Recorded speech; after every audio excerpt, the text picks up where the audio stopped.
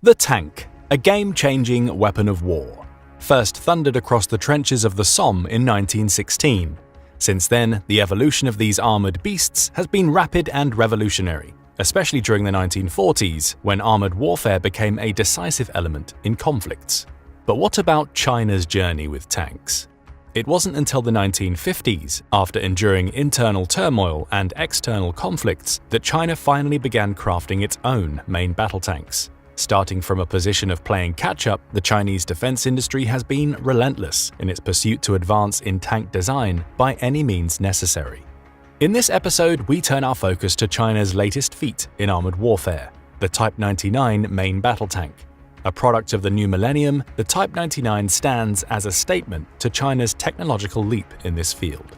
But what do we really know about this elusive tank, given that much of the information comes from government sources and is yet to prove itself in combat? How did the Chinese tank development journey shape the Type 99? And what does the Type 99 tell us about China's current and future military capabilities?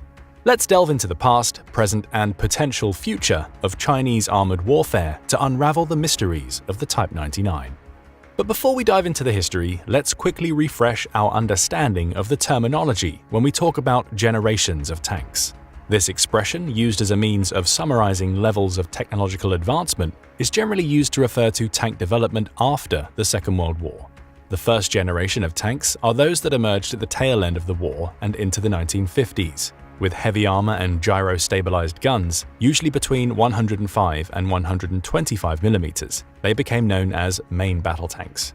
Good examples of a first-generation tank would be the British Centurion, the Russian T-54-55, the American M48 Patton, and the Chinese Types 59 and 61. The second generation of tanks arrived between the 1950s and 80s, depending on the technological skills and resources of different nations. Here, the emphasis was on technological developments rather than necessarily bigger guns or thicker armor. Second-generation tanks were much better able to operate at night with infrared vision and were also designed to operate in nuclear, biological, or chemical war conditions. Examples of second-generation tanks include the British Chieftain, the Swedish Stridsvagn 103, the American M60 Patton, the Soviet T-62, and the Chinese Types 59 and 61. Some tanks had more advanced forms of armored protection, such as cobham armor. As the third generation of tanks emerged in the late 1980s, with advanced features like composite armor and sophisticated fire control systems, it raises a question: how did China, starting without strong industrial capabilities or tank design expertise, progress in this complex field? Where did China's journey in armored vehicle design begin, and how did it evolve over time? Without any serious industrial base and technological knowledge of tank design, Chinese tank development came slowly, piecemeal, and mainly from other countries. In the 1920s, some Chinese warlords brought a few French armored cars. In the 30s, small amounts of light armored vehicles, armored cars, and tankettes such as the Italian CV-35 and the British Carden Loyd from several countries were in the country. This presence came from different military missions as European countries began to show interest in the political and military situation in China. Advisors from the Soviet Union, Germany, and Italy were there during this time, and Chinese forces fighting the Japanese could point to a curious mix of Soviet, the T-26, German, the Panzer Mark I, and the SD KFZ-222 armored car, Italian and British armored vehicles in their arsenal.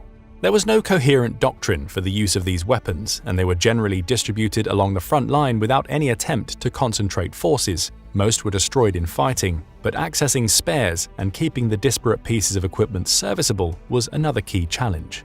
In the early 1940s, the Chinese government was able to assemble one mechanized division, the 200th, which had a tank regiment largely equipped with the Soviet T-26 light tanks that were more or less obsolete. The division's record was patchy, defeating the Japanese in at least one major battle, but suffering massive losses in another.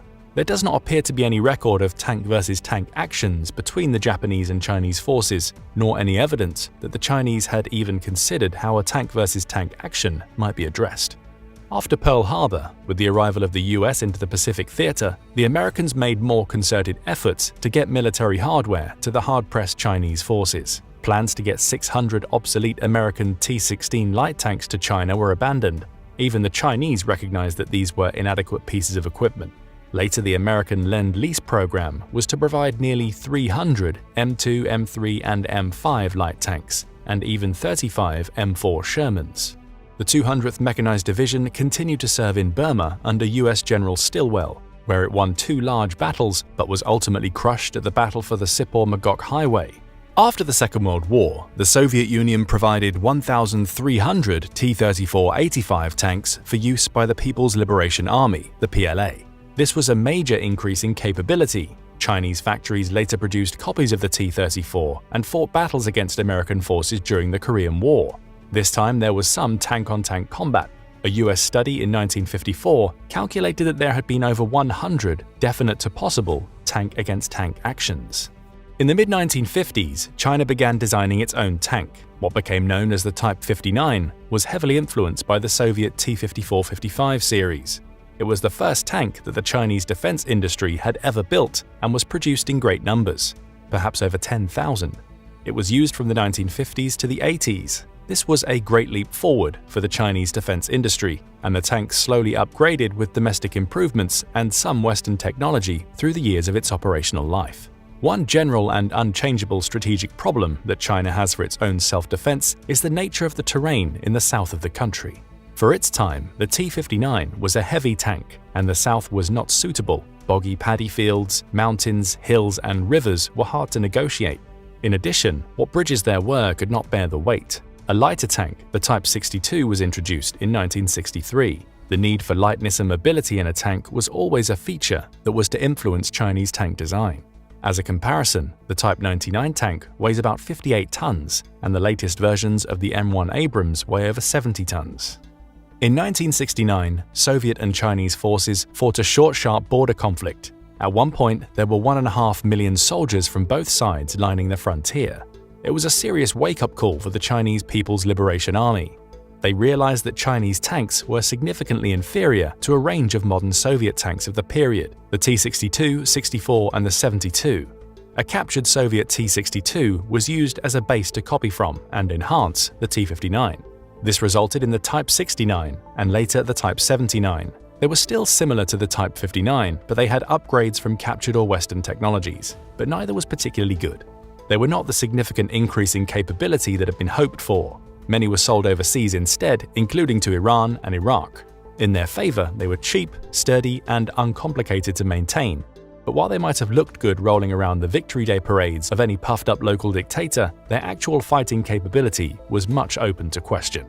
The Chinese defense industry tried again. With a warming in relations between China and the West in the 1980s, China gained access to some Western military technology, particularly from the United Kingdom, which provided an advanced Marconi fire control system and a potent L7 105mm gun.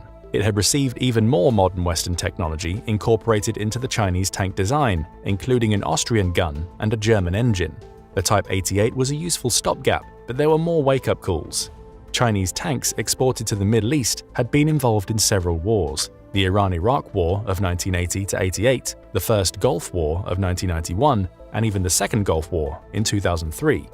Under these testing battlefield conditions, it was demonstrated clearly that Chinese tanks were vastly inferior to pretty much every single Western main battle tank. And the news on the Soviet side was not much better. China managed to get hold of a T-72, possibly one captured by Iran during the Iran-Iraq War, and covertly handed over to China. The Chinese defense industry was learning that Western tank guns could defeat the T-72, and the T-72 could defeat all Chinese tanks. This was not a good place to be for an aspiring superpower. As a priority, China needed to produce a credible third-generation tank, and ideally also significantly upgrade its second-generation armor into the bargain. It seems that there were two schools of tank design thought within Chinese tank designers at the time. One idea was to retain the basic structure of the T-72 and build on that. The other was to take a more radical approach and lean heavily into the more modern design of the Israeli Merkava. The Merkava seems to have been a bit too progressive an option. They went for the T-72, which they had direct experience of and which had so impressed and worried them. This then was the challenge. China had not made any significant progress with the design of a main battle tank in 20 years, and what progress there had been largely dependent on Western technology or Soviet designs. Now Chinese engineers were attempting to leap from the first generation to third generation in as short a space of time as possible, A one-armed PLA veteran and tank designer Zhu Yusheng was brought out of retirement and given his mission to produce a homegrown main battle tank that could go up against the latest Western and Soviet designs. Something that could defeat a T-80 and produce a comparable performance to the Leopard 2. It was a big ask. As he noted himself, it was not as if other countries had been asleep during this time. The Type 90 was a first effort, with an attempt to make an export version for Pakistan. The designers struggled to bridge the gap in requirements. They need a tank that would work in both China's arid climate but also the blistering heat of Pakistani desert terrain. It was not successful. Another design, the Type 95, also fell by the wayside. Production was stopped in 1988 because it was not judged good enough. It was exported to Pakistan, and the designers returned to their drawing boards. As China's initial attempts with the Type 90 and Type 95 faced challenges and setbacks, what led to the development of the more successful Type 99? How did China's approach shift to meet the diverse terrain challenges and technological needs in their quest for an advanced battle tank? In 1997, a significant shift occurred with the unveiling of the Type 96, marking a step in the right direction with its lighter frame and suitability for varied terrains. The evolution continued with the Type 98's debut at a Victory Day parade in 1999, showcasing enhanced electronics and a Western-style welded turret. This progression reflects the pragmatic philosophy of Zhu Yusheng, who believed in adopting the best design elements, irrespective of their Eastern or Western origins, to achieve success. Let's delve into how these developments paved the way for the birth of the Type 99 and what made it stand out in China's tank evolution. Further enhancements were made to the Type 98, and eventually the Type 98G evolved into what we now understand as the Type 99. The Type 99 was first seen in 2000 and probably entered service in 2001. The updates to the Type 99 continued. We do not have the best sense of how many have been produced. By 2008, there may have been 200 of the Type 98 and Type 99 tanks available. At this point, it seems as if two specific tank regiments were equipped with these tanks, in Beijing and Shenyang, both in the northeast of the country, close to Mongolia, Russia, and North Korea. There have been several upgraded variants of the tank, and there may now be over 1,000 Type 99 variants in service. The bottom line is that this now seems to be a tank that the Chinese authorities are confident with and are using it as a platform for further enhancements. So let's pause there and take a look at what we now know about the original base-level capabilities of the Type 99, given that the Chinese are understandably very secretive about their weapon systems and the tank has not been used in combat anywhere. It's clear that the Type 99 is a significant move forward for the Chinese tank industry. It still seems to be based on the chassis of the T-72, although it's a full meter longer, but with major improvements to more or less every aspect of the tank design. The hull and the turret are made of welded steel. In keeping with the Chinese design over the decades, it's a mix of Western and Russian design and technologies. One of the senior designers at Norinco, the major Chinese arms producer, has described the Type 99 as China's first informationized tank. The Type 99 has a crew of 3 and mounts a stabilized 125mm smoothbore gun that can fire a Russian-style reflex anti-tank guided missile down the barrel. This missile has a range of 5 km in daylight and 4 at nighttime. 4 missiles can be carried in the tank. The secondary weapons are a coaxial 7.62 machine gun and a 12.7mm heavy machine gun on the commander's cupola. The main gun can fire APF-SDST, heat, and fragmentation rounds and can use either Warsaw Pact or Chinese ammunition. In keeping with the Soviet design, the tank has an automatic loader for the 125mm shells via a carousel located beneath the crew. This can deliver 8 rounds per minute on automatic and 1 or 2 rounds per minute when loaded manually. It carries 42 tank rounds, 22 of which can be loaded into the carousel. However, as the conflict in Ukraine has shown, Russian tanks have proven vulnerable when struck by anti-tank rounds or missiles. The carousel loader system is not well protected, and many tanks have suffered catastrophic turret explosions as a result. This is a serious problem for which there is no obvious and immediate solution. Retaining the carousel design in Chinese tanks may point to a potential weakness that could be exposed in combat. A better protected location for the ammunition and perhaps blowout panels similar to the M1 Abrams might enhance the tank's survivability. The tank has spaced modular armor, with frontal armor reportedly equivalent to 1,000 to 1,200mm of steel. The German diesel engine delivers 1,500 horsepower, giving a road speed of around 55 miles per hour. The Type 99 has a computerized fire control system, automatic fire suppression, MBC protection, and a range of countermeasures, including a laser-based self-defense weapon system, a laser warning receiver, and smoke grenades. The fire control system, rangefinder, and automatic tracker allow the tank to engage moving targets while on the move itself. Some of the Type 99 technology is believed to have been retrofitted onto the Type 96 tanks. Western assessments of the tank were mixed. Although acknowledging the Type 99 was a significant step forward, some analysts have speculated that the Type 99's fire control system might be better than that of the Russian T-90, but others have been less than impressed. Critics of the design have pointed out that some things are still lacking: protection against IEDs, roof protection, lack of blowout panels, and defense against the most modern anti-tank guided missiles. Some of these are combat lessons that Western-designed combat vehicles like the M1 Abrams have learnt the hard way. One analyst described the Type 99 as trying to force a second-generation tank into a third-generation model. But there were still improvements to come. In the mid-2000s, a new variant of the Type 99 emerged, the Type 99A. This brought a full range of further upgrades, including third-generation explosive reactive armor similar to the Russian Relikt system. This could now offer protection against modern tandem anti-tank guided missiles. But it's not always clear what external changes to the tank mean, and there is always a risk in speculating. The turret has been redesigned slightly, perhaps to incorporate more internal systems, possibly including third-generation thermal sights and a digital battle management system. The tank now weighs 58 tons, against the original reported weight of 54 tons. But the 1500 horsepower engine seems to handle the weight well, giving the Type 99A considerable mobility. But understandably, accurate data about the T-99 remains a closely guarded secret. The Type 99A probably came into service in approximately 2013. By 2020, reports suggested that 840 T-99 tanks had been produced. In 2014, a combat engineering version of the Type 99 was spotted, with a crane and dozer blade fitted. There are several different Type 99 variant numbers reported by the Chinese and international media. Within these different variant numbers, there is still a certain amount of uncertainty as to which variants are which are the most up-to-date, and which are the most effective. Much of the information we have is difficult to confirm, but it does seem fair to say that a pretty significant upgrade took place when the tank moved from the base model, the Type 99, to the Type 99A. Some reports suggest that the Type 99A1 is now the most modern version of the tank. Others believe that the Type 99G is the most current. There is talk of a Type 99A2 being a much improved version, but other reports are categoric that an A2 version does not exist.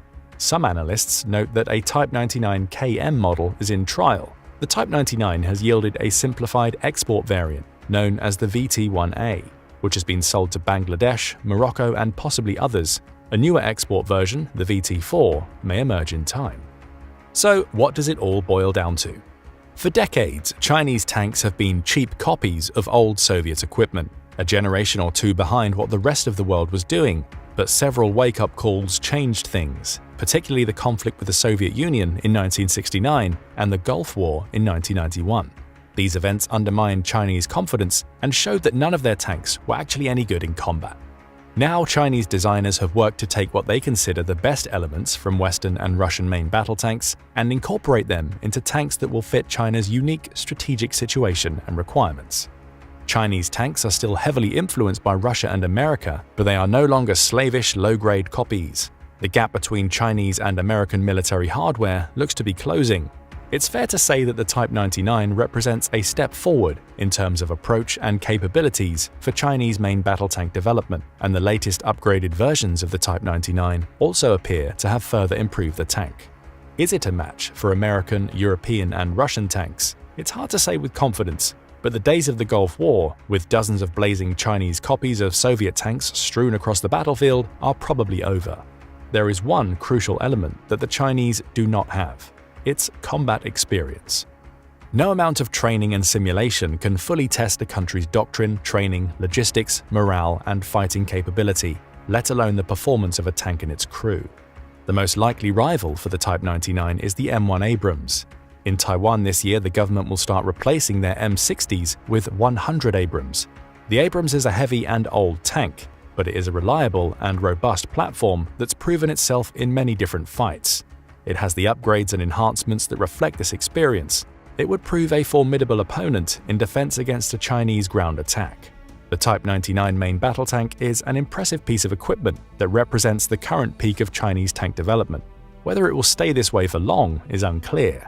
It's hard to say whether the Type 99 has the staying power to lead China's tank force through the next 2 decades. The needs of tank design are constantly changing. The role of the tank is being reconsidered and revised. The advent of drones over battlefields in Ukraine has caused some military analysts to declare the tank obsolete.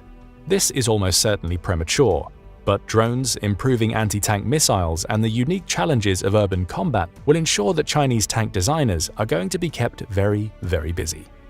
Now go and check out China's brand new aircraft carrier versus USS Gerald R. Ford Supercarrier, or click this other video instead. The mission to build the ultimate weapon is as old as war itself, driven by a mix of strategic necessity and human curiosity. From the massive Ottoman cannons to the daunting Warwolf trebuchet, nations have historically thrown heaps of resources at creating war machines, some of which border on the bizarre. In the modern chapter of this arms race, China has stepped up as a major contender, though not all of its ventures have hit the mark. Enter the VN-20, China's latest roll of the dice in their ambitious aim to assert dominance over East Asia. Is this colossal machine a stroke of military genius or just a giant leap towards obsolescence? We're diving deep into the heart of China's military evolution, spotlighting its key infantry vehicles and the historical backdrop of its tensions with Taiwan to unravel the VN-20's origins, capabilities, and potential pitfalls. This video is more than a review of a new war machine. It's a peek into the future of warfare and a reflection on the motivations behind such massive military investments. But before we get to that, let's talk origin story, and this tank is filled with war, more war, and the death of a leader. At the end of the Second World War, China's nationalistic government fell flat under the weight of economic strain and public unrest. After a bloody civil war that lasted for 3 years, communist powers flooded the mainland territories and ended imperialism once and for all. Internally, the CCP attempted to hasten China's industrial development with bold but sometimes harmful programs, most disastrously the Great Leap Forward, a policy that led to the deaths of an estimated 20 million people. Some sources even cite up to 45 million. Looking over a politically fragmented China, Mao Zedong continued to make efforts to mobilize the country's disorganized military. The most notable of these would begin with the Parcel Island conflict with Vietnam. It was the PLA's first naval clash with a foreign country and a complex joint battle involving the PLA Navy, Marine Corps, PLA Air Force, and ground forces, as well as fishermen and militia. The operation, although helpful in the realm of propaganda, with the CCP citing victories over much larger vessels, also revealed to the world that China's military might was not found in their machinery. Like Russia, their greatest strength was how many people were at the government's disposal. However, it wouldn't be long before China would use artillery in modern conflicts. About 3 years after Mao's death, a self-defensive counterattack on Vietnam showed that China was making a great effort to enter the 20th century. The Chinese attack was conducted along 10 major corridors, primarily against Vietnam's cities of Lai Chau, Lao Cai, and Ha Giang in the western sector, and against Cao Bang and Lang Son in the eastern sector. Nearly every military region in China contributed forces, which included over 20 divisions, about 300,000 troops, 1,000 tanks, and more than 1,500 artillery pieces. Although not a real victory by any means, China was beginning to exhibit its ability to summon immense strength against a foreign adversary. Again, not without setbacks. By the late 1980s, Chinese leadership started dumping massive sums of money into combined arms warfare. One of the major organizations to come out of these efforts was the Central Military Commission, or CMC, heading the People's Liberation Party, People's Armed Police, and the Militia of China. Their ancillary Ministry of National Defense, also known as the NDSTIC, was responsible for modernizing the Chinese military, but they struggled to achieve even the simplest goals due to their lack of authority. The only organization with real bureaucratic power was the General Staff Department.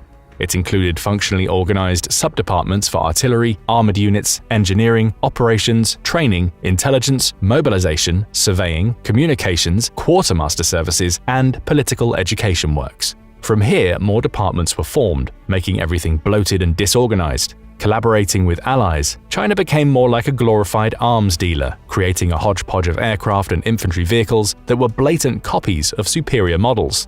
An example of this would be a joint fighter jet with Pakistan, the JF-17, which ended up being an inferior copy of the F-16. In recent years, China's defense spending only continues to increase. Upgrading their equipment and technologies is a central focus of China's military modernization campaign. From 2010 to 2017, China's annual spending on military equipment rose from $26.2 billion to $63.5 billion. However, when you take a closer look, quantity over quality seems to be the unofficial slogan of the Chinese military-industrial complex. Here's the problem: the Chinese military never seemed to stop the bleeding after the fall of the empire. When it comes to armored vehicles, they have been heavily reliant on two tactics: collaboration and outright theft. Before the Sino-Soviet split, they relied heavily on assistance from their northern neighbors. The Soviet Union gave China 1,837 T-34-85 tanks, which also served with the North Koreans during the Korean War. The 1954 Operations Research Office report of tank versus tank combat in Korea stated that there had been 119 tank duels in the Korean War, including 38 US tanks lost against T-34s. A Sino-Soviet agreement saw the construction of a large manufacturing complex to deliver a copy of the T-54A, which became until the 2000s the Chinese main battle tank, or MBT. When relations soured between the two communist superpowers, China resorted to the latter tactic to acquire new technology for enhancement. This can plainly be seen during the Sino-Soviet border conflict in 1969, when a key battle took place on Zhenbao Island. After the Chinese essentially drew first blood, killing 59 soldiers with the initial airstrike, 4 of the brand new T-62 MBTs were sent to deal with Chinese patrols on the island. According to available records, one of these vehicles was hit and never recovered due to accurate Chinese artillery fire. The acquisition proved instrumental in allowing the Chinese to reverse engineer the latest Soviet technology and devise the next generation of MBTs, the Type 69-79. In 1985, China started to gain enough traction to make tanks like the Type 85 with the assistance of Norinco, inspired by the T-72, as a few ex-Iraqi ones captured by Iran were purchased by China for examination. It was the first second-generation Chinese tank. It still fell short of expectations when held up to most other Western tanks though. This attempt to upgrade the Type 80 by increasing its protection was ultimately a failure, with production stopping by 1995. Moving on to IFVs, it would serve as a discussion to address the Type 86, a rip-off of the Soviet BMP-1. This proved to be a more profitable venture. Many were exported and several variants were also produced. China produced an estimated 3,000-plus Type 86s, about 1,000 were enlisted as of 2009. The Type 86A, the amphibious version of the aforementioned vehicle, has a few practical problems, which is one of the key concerns facing all Chinese IFVs to this very day. And it's an obstacle that the country will have to circumvent if they have any hopes of achieving their ultimate goal. This was yet another example of China's reliance on foreign innovation, proving that the country still required outside references to produce effective machinery. Additionally, with strained relations between China and the West, there is little hope for licensing agreements that would help them create tanks capable of meeting optimal standards. This, of course, in conjunction with foreign interests, prevents them from putting an end to a conflict that has now lasted for almost a century. You probably know what we're referring to here. What lies at the heart of many of China's more recent military investments is the increased tensions with Taiwan. Originally, the island was passed from the Japanese over to China at the end of World War II and became part of the Republic on October 25, 1945. Although relations were positive at the start, they started to wobble when leaders like Chen Yi began treating the Taiwanese as outsiders, people corrupted by Japanese culture and policy. Chen hailed from Fujian province and could speak both Minnan Taiwanese and Japanese. He refused to do so, however, believing that the Taiwanese should learn Mandarin, which many of them found difficult. Taiwan, conversely, felt that the mainlanders were carpetbaggers who were incapable of understanding the society they had built. A riot broke out in 1947, and the following civil unrest was met with extreme violence. Mao Zedong then sent over forces and regained control in 1949. The US gave Taiwan the cold shoulder while these events took place, but the New World superpower changed its tune at the start of the Korean War in 1950. US President Harry S. Truman sent the US 7th Fleet to the Taiwan Strait to prevent an invasion of the island by communist armies from the mainland. Taiwan would be isolated under martial law until 1987. By then, they had become a relatively independent state whose identity, though close to China traditionally, began drifting away to form its own government policies and economic systems. The following decades would see a cyclical rise and fall in China-Taiwan diplomacy. At the moment, analysts are seeing a downward trend following Taiwan's recent economic successes. Indeed, in 2020, for the first time in some 30 years, Taiwan's annual economic growth, a roughly 3% increase in GDP, was greater than that of China. With recent gains, Taiwan increased its defense spending to nearly $17 billion in 2022. The US has become progressively more and more invested in Taiwanese security efforts, contributing $750 million in arms sales. The election of Lai Ching-te as president has only widened the gap between the two countries. Prior to the elections, China had labeled Lai as a destroyer of peace because of his ideological commitment to Taiwanese sovereignty. This added strain because China has long publicized its One China mission. Lai has also fired back at accusations stating that the presidential election results represented a victory for the community of democracies and that in the contest between democracy and authoritarianism, Taiwan had chosen to stand on the side of democracy. One could argue that a possible Chinese invasion is still off the table, but recent increased spending, along with China's massive new navy, suggests that conflict is still on the horizon. A series of new Chinese inventions, as well as inexplicable expansion in every branch of the military, continues to send troubling signals to the Western world. Which brings us to the most notable statement China has made in the realm of land-based firepower to date: the new VN-20. First debuted as a seemingly silly tabletop model at a 2015 arms show in the United Arab Emirates, the VN-20 seemed like an adventurous toy destined to be tossed in a nearby landfill. It was like something a G.I. Joe villain would drive after painting it Cobra red. However, in typical Chinese fashion, a prototype was prominently displayed in the middle of a 2022 air show. It wasn't fully fleshed out just yet, but it made the world take it a little more seriously. The logic behind encouraging such a project stems from a model called the VT-4 MBT, a tank that has made its way into the Middle East, Africa, and Asia. It's praised for its chassis, capable of handling large loads. This adaptation has been applied to the VN-20, along with the 6 road wheels on either side of the hull. Reports state, what Norinco did to build its heavy-duty IFV was employ the same tank chassis and put a new hull on top of it. The resulting VN-20 has the engine relocated to the front of the hull, where its exhaust ports are on the right side. Apparently, this leaves ample room for a sizable weapon station. The technology will prove to be essential for the VN-20 as its weight surpasses any known competitors at 50 tons. This begs the question, what makes this lumbering Goliath so heavy? For starters, the VN-20 stands with a length of 7 meters, a width of 3.5 meters, and a height of 2.4 meters. For the layman, just know that's a whole lot of metal.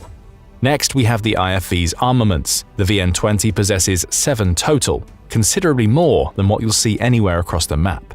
People are quick to point out that other IFVs carry around 3. For the VN-20, these include stacked cannons, with the primary being the 100mm main gun, assisted by a coaxial 30mm cannon, the 2 HJ-12E anti-tank missile launcher systems, and 2 RC heavy machine guns. There are 2 large fuel barrels accompanying the IFV's arsenal above the hydraulic ramp, because this beast is going to require a lot of juice. The next part of the kit that adds so much weight, as expected, is the VN-20's armor. This part of the build is made up of 3 parts: standard plating, explosive reactive armor, and slat armor. According to available sources, this is where the money is. This slat is designed to withstand explosive projectiles like the RPG with ease. The VN-20 is powered by a 1,300 horsepower diesel engine. Unfortunately, all we know for now is that the power source here is massive, but the specifics behind its construction remain largely unknown. So why all of these bells and whistles? What can this actually do? Well, it has room for 3 soldiers to operate weapon systems, along with 6 dismounted infantry soldiers that can be released from the back during an assault. It can also reportedly take a lot of heat, with ballistic protection level 6 Stanag 4569 against the firing of 30mm APF SDS. Its stacked cannons are stacked for a reason, providing enough firepower to push through a defensive line full of trenches. This seems like overkill, but firepower like this is quite necessary when fighting an entrenched defense. There really is no other option than to blast your way through the line. If this cannon system actually works, it would be a major asset when confronting a heavily fortified line. The two RC heavy machine guns on the tank's rear ensure that there will be no issues if there is an urban attack. These machine guns look like something out of a Bond film, and the internet has been on fire ever since images were released to the public. It's also why Taiwan is a part of this discussion. 80% of the population has been effectively urbanized, so this setup might just indicate that China is working on vehicles capable of withstanding Taiwan's fortified city environment. When it comes to mobility, the VN20 can potentially climb 60% of slopes and vertical obstacles up to 1.2 meters, along with the ability to cross a 2.7 meter long trench. This brings it up to the quality standards seen among Western IFVs. Finally, its guided missile system appears to have a maximum range of 2,000 to 4,000 meters, depending on the time of day it's used. Depending on who you ask, this huge IFV is either a major threat to security or a big waste of space. Some of the decisions made here have left experts scratching their heads. In truth, there are a fair number of issues with the VN20. Many of these arguably perpetuate the widespread stereotypes revolving around Chinese weapons manufacturing. Before we move on, it's time to bring a number of these issues to light. From top to bottom, let's start with the dimensions of the VN20. Its size alone can be an issue in close combat scenarios. Its mobility is impressive for an IFV of its size, but that doesn't mean you're going to get out of a sticky situation if you find yourself surrounded. War is anything but predictable, and there are plenty of ways to get stuck between a rock and a hard place. This is where one would start to abandon ship, which is where things become even more complicated. We must talk about the placement of the two RC heavy machine guns specifically. If the 6 dismounted infantry soldiers are forced to make a quick exit, it will probably get a little messy. Exiting a tank is often a death sentence anyway, but in the rare instance where there's room to flee, escaping or casually exiting the VN20 has some major concerns. Aside from the deafening fire on each side of the hydraulic pump, there is a high possibility that those two large diesel tanks are now leaking profusely. Not exactly the perfect climate for soldiers needing to run for cover. Bullets fly everywhere. You'd have to be pretty lucky to avoid damage to these reserves. This was one of the primary concerns expressed when the final product was revealed to the public. According to some, this part of the build could be a preemptive psychological move, meaning that a difficult exit may motivate the tank operators to stay in the fight, making them fear running into combat deaf, blind, and soaked in diesel fuel. Honestly, this seems a bit far-fetched, but it wouldn't be the first time communist designs prevented the possibility of fleeing. Next, there's the anti-tank missile launcher, which analysts say most closely resembles the HJ-12E. It will prove to be a sufficient bunker buster with a top attack pattern, however, this delay could be a weak spot if confronted with proper defenses. Countermeasures against ATGMs include newer armor such as spaced, perforated, composite, or explosive reactive armor, jammers like the Russian Shatora, active protection systems like the Israeli Trophy and the Russian Arena, and other methods. Lastly, and perhaps the most obvious obstacle, is the armor and weight the VN20 must carry into battle. Level 6 Stanag sounds like a fantastic perk when facing a shaped-charged warhead, but it's a devastating problem for suspension and general mobility. Differing terrain could cripple the VN20, and this slat armor might have to be significantly reduced in the coming years, as it probably wouldn't be practical for less predictable invasions. Plus, even though little is known about the IFV engine, most analysts are quick to point out that it doesn't seem to be a reliable source of power for moving so much weight around for prolonged periods of time. If the VN20 were put out into the field today, it could look more like a deadly NASCAR race, where mechanics would be forced to make repairs throughout each journey. One can't help but think about the German Tiger tank, which struck fear into the hearts of defending armies. It was a powerful product of advanced engineering, but its weight dragged it into the Russian mud, while its underpowered Maybach engine struggled to push its mass through the unforgiving eastern wilderness it had to traverse. Along with this weakness in the tank itself, as briefly referenced in the bureaucratic evolution of the Chinese military, there are a number of elements to address when it comes to the systems meant to supply the necessary manpower and materials capable of mass-producing the largest IFV China has ever designed. In contrast to the West, there is very little standing in the way of extreme projects in countries like China. Most observers of the Chinese Communist Party's recent 20th National Congress agreed on at least one top takeaway: General Secretary Xi Jinping's power is at an all-time high, allowing him to dominate personnel appointments in the top leadership. Even before Xi, there has been a long tradition of unilateral decision-making under the guise of democratic symbolism and parlance. It muddies the waters quite a bit, putting outsiders who normally can make solid geopolitical predictions in a position where all they can do is speculate. The only key difference is that recent decades have seen the rise of capitalistic conglomerates given an almost libertarian edge with government-approved monopolies. This can be seen in many different industries across China, especially in the military. According to the Stockholm International Peace Research Institute, or SIPRI arms industry database, at least 4 of China's primary arms companies ranked among the world's top 25 in 2019 based on the value of arms sales. They include Aviation Industry Corporation of China, or AVIC, China Electronics Technology Group Corporation, or CETC, China North Industries Group Corporation, or Norinco, and China South Industries Group Corporation, or GSGC, which ranked 6th, 8th, 9th, and 24th, respectively. Today, we'll just be discussing Norinco, a business established in Beijing in 1980 and the major investor responsible for the VN-20. Norinco rivals 2 key military manufacturing companies in the West, Raytheon and Lockheed Martin, raking in about $71 billion each year. With record-breaking revenue and unrestricted innovation, this gives Norinco unmatched flexibility. It should be noted, however, that Norinco is far from being a one-trick pony. The company promotes the commercialization and industrialization of military technology and concentrates resources on developing advanced manufacturing sectors such as auto parts, engineering machinery and equipment, railway products, petrochemical, special chemical, civil explosion, photoelectric information, Baidu applications, intelligent manufacturing, emergency, and modern service sectors such as trade circulation, engineering technology management, and financial services. This is what really separates the company from most of the others mentioned on the list. Beginning with the basics, a lack of competition is rarely a recipe for success. With no real competitors, Norinco builds whatever it wants, but that also means nobody is present to challenge the newest idea. History has shown us time and again that a domestic race to the top is just as, if not more important, as state versus state. The arms industry has always thrived off of a healthy rivalry. That's what makes China's business model so ironic. The country always gives way too much power to a single entity, rendering the rest of the government and privatized businesses to twiddle their thumbs without license to challenge the status quo. Without leadership approval, projects are often neglected, so even the more influential groups hesitate to make anything new. IP protections are also a factor. Even if a company successfully makes a product that works, there's little in place to ensure that they can profit from their creativity in the future. Plus, Norinco has recently been placed in the hot seat for its corrupt business dealings, trading with Russia during one of the deadliest conflicts since World War II. With the way China's government functions, there is little judicial oversight, and any inquiries made will not be held to the transparency standards seen in countries like the United States. This is why it was important to highlight China's history leading up to recent events. It proves that the nation has a track record for oversight so ineffective that it borders on the theatrical. Until these weapons are tested on the battlefield, there's no way to prove whether or not these vehicles fulfill promises shared by the foreign press.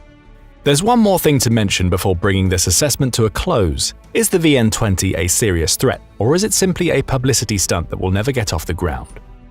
According to available information, the answer to this is just as complex as Chinese bureaucracy itself. The United Arab Emirates has reportedly shown interest in placing an order for a number of VN-20s when manufacturing begins. This indicates that there will at least be a few roaming the desert in the next decade. That aside, there doesn't appear to be any signs of China building these for their own mounting war effort. Norinco definitely started making this IFV as a way of saying, look what we can do, but introducing the VN-20 as the new kid on the block comes with some pretty serious obstacles. For one, China is far from being a leader in the world of precision manufacturing. In fact, for the most part, they are incapable of achieving the bare minimum in this space. While most Western countries have moved on to using sophisticated 3D printing and meticulous crafting tech, China still imports about 71% of their engines and aircraft from better-equipped neighbors. This doesn't necessarily mean that China can't evolve in the coming years, but they usually outsource labor to avoid the necessary expenses. If China hypothetically fell into a global war with the West, the trade linking them to the developed world would be severed, and they would find themselves scrambling to catch up with systems that eclipsed them decades ago. President Xi has effectively wiped out all of those capable of challenging him, but this decision has simultaneously poisoned the well. Nobody with proper delegation skills is left to properly turn the tide if such an occasion should arise. This means that the mass production of the VN20 is not only unattainable without immense change, but is utterly ridiculous without considerable backing and resources. This leaves one more possibility. China could work with Norinco to export the VN20 to foreign militaries. Many highlight the fact that this is also a futile gesture, as most of China's international consumers are economically stagnant. And yet this might work to their advantage. If you take a look at China's Belt and Road project, they have no problem using debt to expand overseas. A number of African countries are slowly morphing into surveillance states, surrendering their unmined resources in return for debt forgiveness. Upon further inspection, this can be another way of ensuring that they strengthen their position on the African continent, arming governments that have sworn fealty in return for infrastructural improvements. It might just be a theory, but it's currently one of the only avenues China can take if they wish to make Norinco's new monster truly profitable. Whatever the case, given the history of China and its military, the VN20 stands as an embodiment of a century-long quest to make themselves known, as well as prove to the world that they have the capacity to compete with the United States and its allies. It acts as the modern equivalent of a war elephant, large and destructive enough to intimidate the less versed opponent, but ultimately incapable of causing serious damage when confronted by an experienced foe. Perhaps that's the point. Only time will tell if the VN20 is a laughable conversation piece or a weapon that will evolve into something truly worth fearing. Now go check out why China's new stealth fighter sucks, or click this other video instead. Enter the Chengdu J-20, nicknamed the Mighty Dragon, China's bold counter to America's air dominance. But is this 5th-generation stealth fighter truly a formidable challenger, or just an elaborate facade symbolizing China's struggle to match US prowess in the skies? Join us as we delve deep into the J-20's capabilities and limitations, unraveling the mystery. Is it a genuine contender in the world of aerial warfare, or a mere imitation, falling short of its lofty aspirations? Let's unravel the secrets of the Mighty Dragon and discover what truly lies beneath its stealthy exterior. The genesis of the J-20 can be traced back to the late 20th century, when Chinese military officials first announced their ambition to develop a 5th-generation stealth aircraft. Was this announcement a strategic bluff, or an admission of their technological shortcomings? The answer remained shrouded in secrecy. The emergence of the JXX program in the early 2000s, believed to be the precursor to the J-20, added fuel to the fire of speculation. Prior to this, China's aerial might was represented by the J-10s, 3rd-generation fighters that entered service in the late 90s. As the story of the J-20 unfolded, the project was tightly veiled in secrecy, sparking endless conjectures and theories. It wasn't until 2010 that the J-20 first flexed its muscles on the ground, followed by its inaugural flight test in 2011. When the J-20 began its journey, its early tests started to peel back the layers of mystery surrounding its capabilities. The aircraft wasn't just another addition to the skies, it was a statement by China, a signal of its intent to redefine air power, particularly in strategically crucial regions. But how did the J-20's design and features align with this ambitious goal? Crafted as a twin-jet engine stealth fighter, the J-20 was tailored for dominating the skies above the contentious territories of the South China Sea and the East China Sea. It adopted a canard configuration, reminiscent of its predecessor, the J-10, yet diverging from the designs of America's modern F-22 and F-35. In terms of size, the J-20 stands out as one of the largest stealth aircraft ever built, slightly longer than its counterparts but with a somewhat smaller wingspan. The story of the J-20 didn't stop after its initial flights in 2011 and 12. In pursuit of technological parity with advanced Russian and American designs, the aircraft underwent a series of upgrades. But what specific enhancements were made, and how did these changes position the J-20 in the global arena of stealth fighters? The journey of the J-20, it seemed, was as much about evolution and adaptation as it was about innovation and ambition. The first among them was an upgrade to its engine. According to the initial reports, China didn't have the technology and expertise to create a 5th-generation worthy jet engine. Chengdu, the company that designs and builds the J-20s, managed to acquire an improved version of the Russian Saturn AL-31 engine, AL-31FM2. However, the engines were sealed to prevent tampering and reverse engineering. The initial engine choice had several drawbacks. First, it was too large, too loud, and too emission-heavy to be not tracked by enemy radar or positioning technology.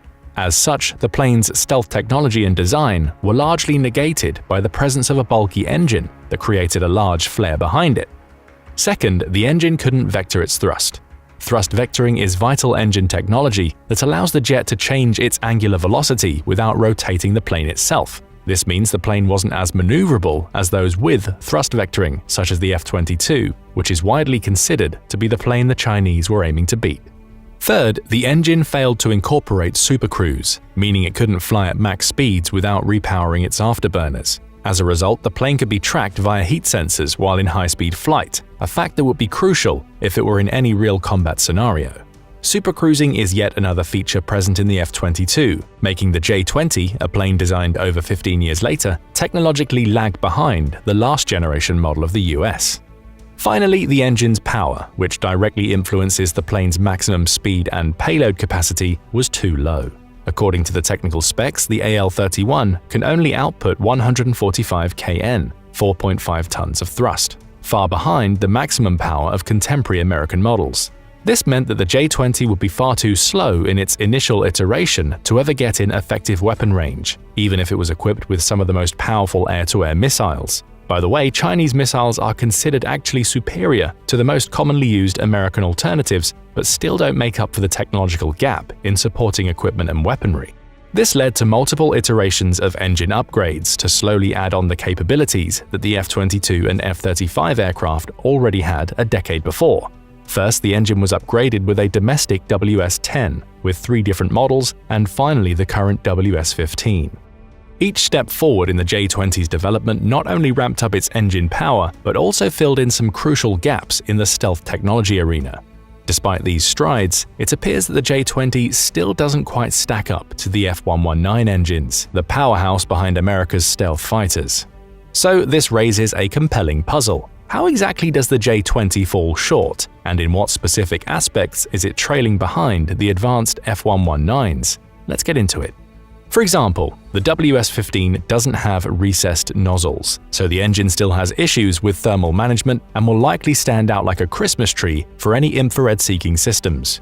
This can nullify any and all attempts to over-engineer the plane to contain current-generation stealth technology in other areas.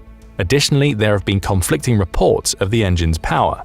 According to the specifications reported by the Chinese media and military, the newest iteration of the WS-15 achieved a thrust of 18 tons, outpacing the F-119's 15.6 tons. However, this may have been a way for China to appear technologically superior. Many aviation bloggers believe that the US and China are using different tests to report the engine's maximum power. According to some, the WS-15 specs are based on high-altitude flight testing. It's part of the 3 main testing sequences, along with ground stand testing and ground-mounted testing. The nominal thrust recorded during high-altitude testing is the highest among the 3. The report from the Chinese military would align with previous practices of announcing the best number to boost numbers and showcase prominence or stir up controversy. On the other hand, the US companies report the lowest recorded number of the 3 available tests, usually one of the ground tests. Therefore, the figure for the F-119s is likely from one of those 2. In some simulations, it's speculated that the nominal thrust of an engine can rise more than 20% when switching from ground to high-altitude flight tests. This means that the F-119s, with an estimated high-altitude thrust of between 35,000 and 39,000 pounds of force, most likely have comparable, if not higher, power to the WS-15 engines if the tests were equal. Keep in mind that Chinese engines were also developed decades after F-22s became locked in their current configurations, so they are far behind the curve of modern engine design.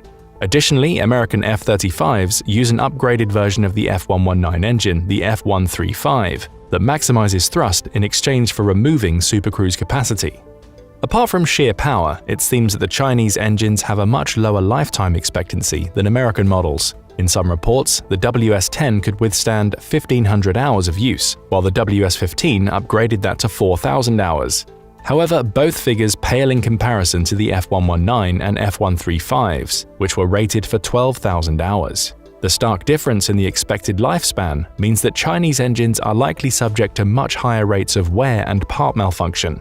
In the event of hostile actions between Chinese and American air forces, the J-20s would likely need to be recalled more often for repairs, and many airplanes could become grounded over time simply because their engines gave out. On the plus side for China, it's ordered many more J-20s than the US currently has in its command. According to reports from 2022, China fielded more than 200 of these aircraft, compared to the US, which only has 187 available and no planned for future production. By contrast, China is still producing more planes, with some estimates suggesting that it broke the 250 aircraft mark in 2023 and aims to field more than 1,000 J-20s by 2030.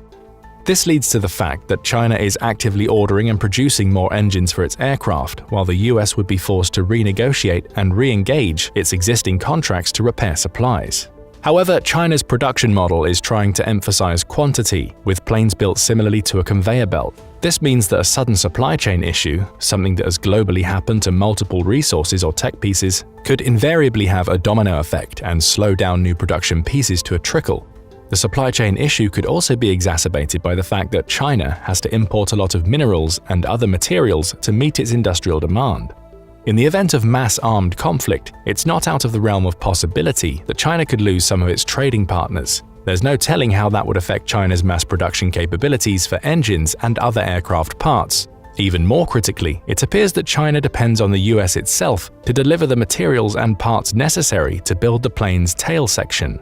Since the tail needs to endure significant heat, up to 3000 Celsius with afterburners, and pressures up to 10 times atmospheric, these parts are vital in ensuring the planes can maintain flight. A conflict between the two nations would directly inhibit China's capacity to produce more airworthy planes. China likely needs at least several more years to reach the technological and industrial capacity and levels capable of domestically producing all the necessary pieces to create a J-20 from scratch. As such, it's impossible to predict whether China will have enough engines and spare parts to field an adequate fleet of J-20s while also sufficiently servicing them in a drawn-out war for air superiority. Apart from the engine, the rest of the airplane doesn't seem to have undergone significant technological advancements compared to the contemporary F-22s and F-35s. For example, the stealth technology of the J-20s has been repeatedly called into question by multiple sources, not least of which is the US Air Force. In one report by the Indian military, their radar was able to accurately detect and track J-20s while they were flying close to the border. This was during the most recent border disputes between India and China. These are recurring incidents between the countries and are likely responsible for India solidifying its ties to the US and the rest of the West.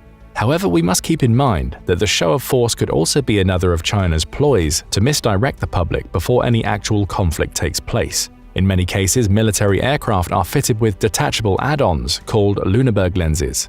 These spherical metallic pieces actively reflect radio signals to the receiver, making the aircraft visible during training operations. This masks the actual radar signature of the plane when the lenses are removed, such as in conflict scenarios. The wide availability of lenses means that the J-20s might have sufficient stealth technology beyond the reports suggested by the Indian military. However, according to claims from the former US Air Force Chief of Staff Michael Ryan, the design of the J-20s looks remarkably similar to that of the F-117. This is a first-generation stealth airplane with technology dating back from the 70s and 80s. If this were true, then China's ultimate aircraft would be far behind the curve. In simulations based on the approximate specifications revealed by Chinese media and inferred capabilities, the J-20s could be locked onto by a ground-based Type 99 anti-aircraft gun. This means that the US could potentially deploy these guns in islands around the East China Sea and effectively cut off J-20s from much of their proposed effective range. Where the mighty Dragon supposedly shines is in its effective engagement range. According to claims made by the Chinese military, the J-20 has an effective range of roughly 1,200 miles. Compare this to its modern counterparts, with F-22s having a range of 530 miles, F-35B's 581 miles, and Sukhoi Su-57's range of 930 miles. This would mean that the Chinese Air Force could fly its planes from the Chinese coast and well into the South or East China Sea to attack US bases scattered throughout the islands in the Indo-Pacific. Furthermore, this would mean that military bases and hangars housing the planes could be protected by robust anti-air weaponry to dissuade counterattacks. Furthermore, China has a small edge in air-to-air missiles. The J-20 can carry 4 PL-15 long-range air-to-air missiles with an operational range of between 120 and 190 miles. By comparison, the US Air Force currently uses AIM-120 AMRAAM missiles with an effective range of only 100 miles. The US is aiming to replace its supply with advanced AIM-260 JATM missiles with an effective range of at least 120 miles to counter Chinese missile supremacy. However, Lockheed Martin is still currently refining the design of the missiles, with production expected to start later in 2024. Even then, the US likely won't get a significant supply of these missiles by 2026. Additionally, the J-20 holds another two PL-10 short to mid-range air-to-air missiles in its side hangars. These side missile bays also represent one of the first notable improvements in the J-20 over the F-22s.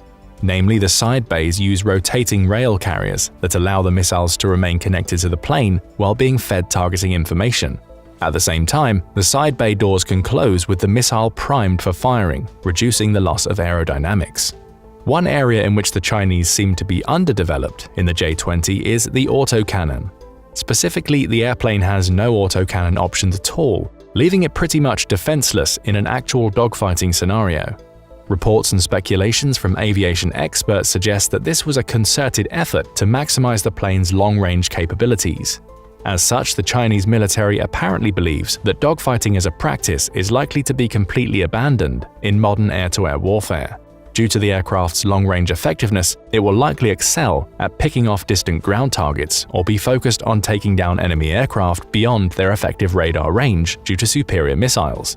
However, even if this becomes the norm, some dogfighting between planes is likely to happen on a smaller scale, which can put J-20s in significant danger. To accentuate its shift to long-range operations, Chengdu has also developed a two-seater version of the J-20, dubbed J-20S.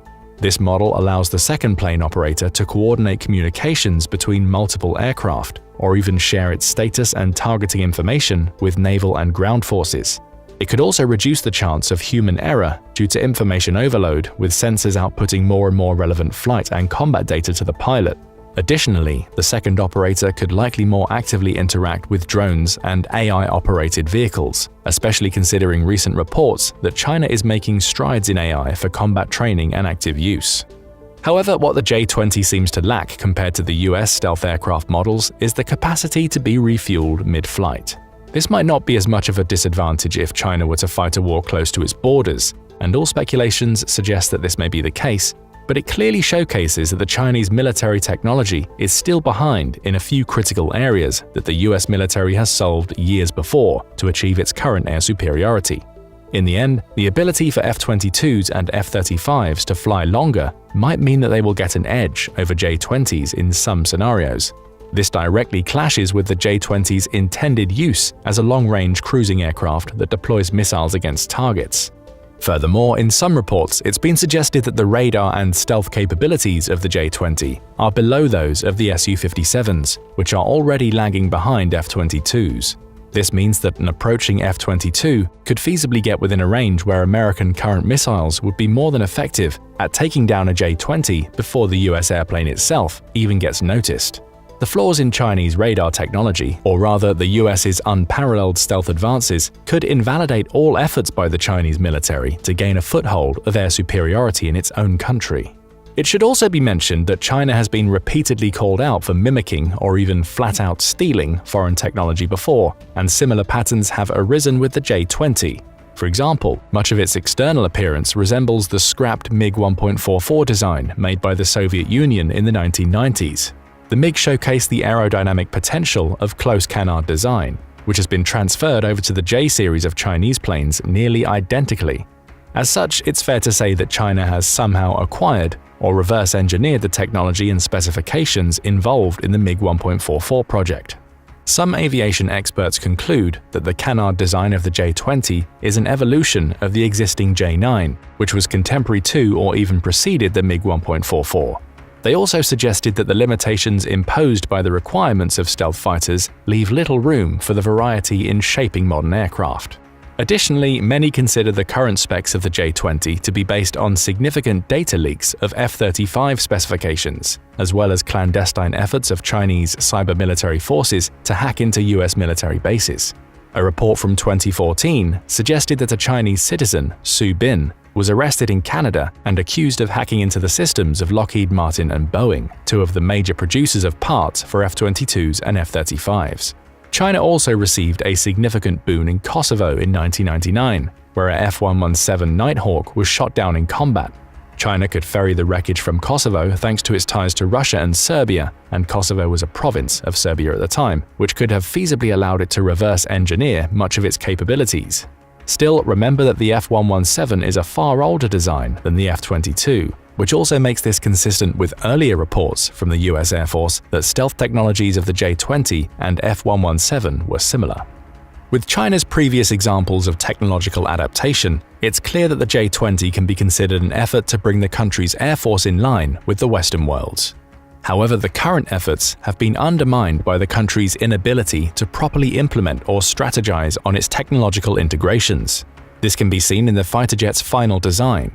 Although initially touted as an all-purpose airplane, the J-20 has sacrificed nearly all short-range combat and dogfighting capacity to maintain long-range communications and weaponry. However, the weapons payload of the J-20, limited to only 6 missiles, is lacking when compared to the 8 missile capacity of the F-22. As a result, the plane loses out in both long and close-range combat against enemy aircraft, making its bombing capability and effective targeting range its main upsides. Finally, China's stealth technology is likely woefully behind the curve. Suppose China did indeed copy its stealth program from the failed F-117s and leaked F-35 data. In that case, the US will also have all the information it needs to effectively counteract the methods used by the J-20 if it doesn't significantly deviate from the original designs. There are 2 key areas where the J-20 can outcompete modern US fighter jets: maximum altitude and sheer numbers. According to specs released by the Chinese media, the J-20 can fly at altitudes of up to 66,000 feet, which is 8,000 feet higher than the F-22. This means that a fleet of J-20s could dodge F-22s by flying over them and reaching the more vulnerable ground bases in the Indo-Pacific. Keep in mind that these missions would require the planes to be fitted with air-to-ground ordnance, making them even less effective in aerial combat. The other advantage of the Chinese fleet of planes is its expected size. While the US currently maintains clear air supremacy due to technological advantages, the US Army fields less than 200 F-22s and around 350 F-35s. Additionally, F-22s are no longer being produced, and Lockheed Martin is slowly producing an order of 2,000 aircraft made by the various branches of the US Army. By contrast, estimates suggest that China has already produced 250 J-20s and is planning to field around 1,000 by 2030. However, depending on which contractor can produce airplanes faster, the US Air Force may have fewer latest-generation aircraft in its fleet at a certain point. This can be offset by the US actively trying to develop new airplanes to counteract the rising China threat and maintain its grip on the sky. In fact, the prototype of a 6th-generation fighter was previewed in 2020. However, the US Army has refused to provide more information on the aircraft, including which manufacturer will be primarily responsible for developing and producing them. The US Air Force is pursuing improvements over the current F-22 model via the Next Generation Air Dominance (NGAD) program, which started in 2014. Its 2 most probable producers are Boeing and Lockheed Martin, after Northrop Grumman dropped out of the bidding phase in 2023. The US Navy had announced the FA-XX program way back in 2012. Its current goal seems to be replacing the older FA-18 class of fighter aircraft and either complementing or phasing out F-35s from widespread use across the US fleets. Both of these programs are expected to start producing 6th-generation aircraft around 2030. These developments coincide with the US Marine Corps Force Design 2030 plan to restructure the Marines into a more self-sufficient task force that can hold and defend vital bases on islands in the South and East China Seas. The Force Design 2030 should improve the Marines' resilience to air-to-ground attacks and make them into a multidisciplinary force that can coordinate with the Air Force's efforts. These advancements are likely to considerably undermine China's air authority in the area and maintain the American stranglehold on air superiority. As such, it's pretty clear that the J-20 has arrived a few years too late to the global scene. Even with the most recent additions of the WS-15 engines, the planes are simply too technologically behind the contemporary Western models. In the era where 5th-generation fighter jets are likely going to be phased out, planes that only supposedly can match their aerial competitiveness with no actual backing are unlikely to stick for long. If China's rate of development doesn't change in the rest of the 2020s and the US successfully manages to keep its program secret, then the status quo should remain as is. It looks like the mighty dragon might not be so mighty after all. But what do you think? Can China mount a successful offensive using its fleet of J-20s before the US develops next-generation jets? Is China overblowing its fighter jet capabilities? Let us know in the comments section below. Now go and check out why the Type 99 Chinese tank sucks, or click this other video instead. It's no secret that China is relentless in its quest for global domination, and today we're going to talk about why this mission isn't exactly taking off as planned. The global arms trade makes up a significant portion of China's trading, as decades of economic growth and military modernization have allowed China to emerge as a key player in this market. In the 2020s, the country even managed to snag a spot within the coveted top 5 largest arms exporters in the world. Yet there's one market where China's ambitions have hit a wall: the market for modern fighter jets. Simply put, no one's buying modern Chinese fighter jets, well, at least no one of importance on the global stage. Worst of all, it's not due to the lack of trying. In fact, the Chinese aircraft industry has blossomed in the last few decades. It took the country only 30 years to go from the outdated and often unreliable MiG-21 variants to highly advanced and capable modern jets such as the J-20 and J-10. So the supply is there, but what about the demand? Why is it lacking? That's precisely what this video will tackle. But first, you need to understand why demand for Chinese modern fighter jets is so low. This will help you grasp the magnitude of the issue from the get-go and visualize the uphill battle China faces in the global fighter jet market. After all, the numbers don't lie. According to the Stockholm International Peace Research Institute, China exported $7.2 billion of military aircraft between 2000 and 2020. Now, this figure might seem huge on its own, but not when you hear the numbers the top 2 countries posted in the same period. The number 2 aircraft exporter in the world, Russia, sold $61.5 billion worth of military aircraft during the same period. That's almost 9 times more than China, and we haven't even gotten to the number 1 spot. In the number 1 spot, unsurprisingly, is the US, with nearly $100 billion in aircraft exports from 2000 to 2020. Let's not sugarcoat it, that's a chasm between the 2 countries, not a gap. Even France sold twice as many military aircraft as China, despite trailing behind in other areas of military technology. So what gives? Why is China, a nation so accustomed to leading the pack, scoring such abysmal numbers in the global fighter jet market? It's simple really. 3 factors influence the sale of fighter aircraft: the quality, the price tag, and the political influence. China fails to match up in all 3 arenas. Let's break down each factor.